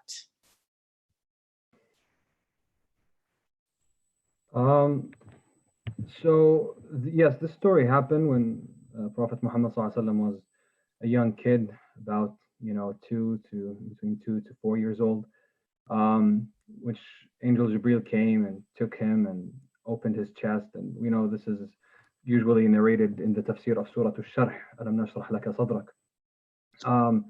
But we don't put this in context because Rasulullah was a baby, basically, was very young. We say that the first time that Rasulullah saw angel Jibreel in his actual form is narrated in the hadith that when he was in the cave of Hira, in the actual form of Jibreel alayhi salam. There are other narrations, but this is the one that I really found that majority of scholars talk about, that the Prophet saw angel Jibreel in the cave of Hira the first time, in his real form, the 600 wings. Okay, Jazakallahu khairan. I see one question about the competition, which is, can your submission be a mix of different mediums. As long as it's one submission, from what I understand, it should be okay. If you can incorporate, there is a limit to only one submission per person. So if you could somehow combine them, then do feel free to. And if it's a video, it should be no longer than 5 minutes. It is 2 a.m. and our Qiyam is coming to an end. And I believe we're going to wrap up from here. Unless anybody is anyone still available to continue questions, but I think many of us either have to go for suhoor or have to pray the Hajj. Let's wrap up, inshallah. Yeah, so I just want to say Jazakallah khairan to everybody who came out and, really stayed for the duration. It was, a little long, but we really wanted to emanate how a youth qiyam would go at the masjid. And we really appreciate the support and everybody coming out. SubhanAllah, this was a great audience and we had a great panel here. So Jazakallah khairan to the panel as well for, coming up with these great discussions. It was really great to hear and really eye-opening. So a big thank you from me and the Tawaso team. Inshallah, may Allah bless you. And thank you for all the panelists. And it's amazing that maybe Brother Riyad Shamma is still with us from the Midwest. Probably the sun is already rising there, or it's Fajr. Thank you, Jazakallah khair. Brother Riyad, are you there? MashaAllah. That's okay. So inshallah, we ask Allah Azza wa Jal to accept from us whatever we did tonight. Inshallah, we were of help and benefit to the believers, men and women. Inshallah, we were of service to them. Inshallah, we opened their eyes to something that is good and closed their eyes from something that is bad and harmful to them. May Allah Azza wa Jal use us as tools to bring benefit to people in every way, shape, and form. May Allah honor us with the service of His deen, and may Allah make us honorable in His eyes. اللهم صل على محمد وعلى آل محمد كما صليت على إبراهيم وعلى آل إبراهيم وبارك على محمد وعلى آل محمد كما باركت على إبراهيم وعلى آل إبراهيم في العالمين إنك حميد مجيد. Ya Allah, make us witness Laylatul Qadr in these last 10 nights and don't deprive us from that. Grant us the witnessing of Laylatul Qadr and give us all the reward and abundance that comes with it, and grant us the intention and the action and the energy to do good deeds for the remainder of Ramadan and to finish on a strong note and on a high note. Ameen ya Rabbil Alameen wa sallallahu alayhi wa sallam Muhammad walhamdulillah Rabbil Alameen. And inshallah, we see you next time, inshallah.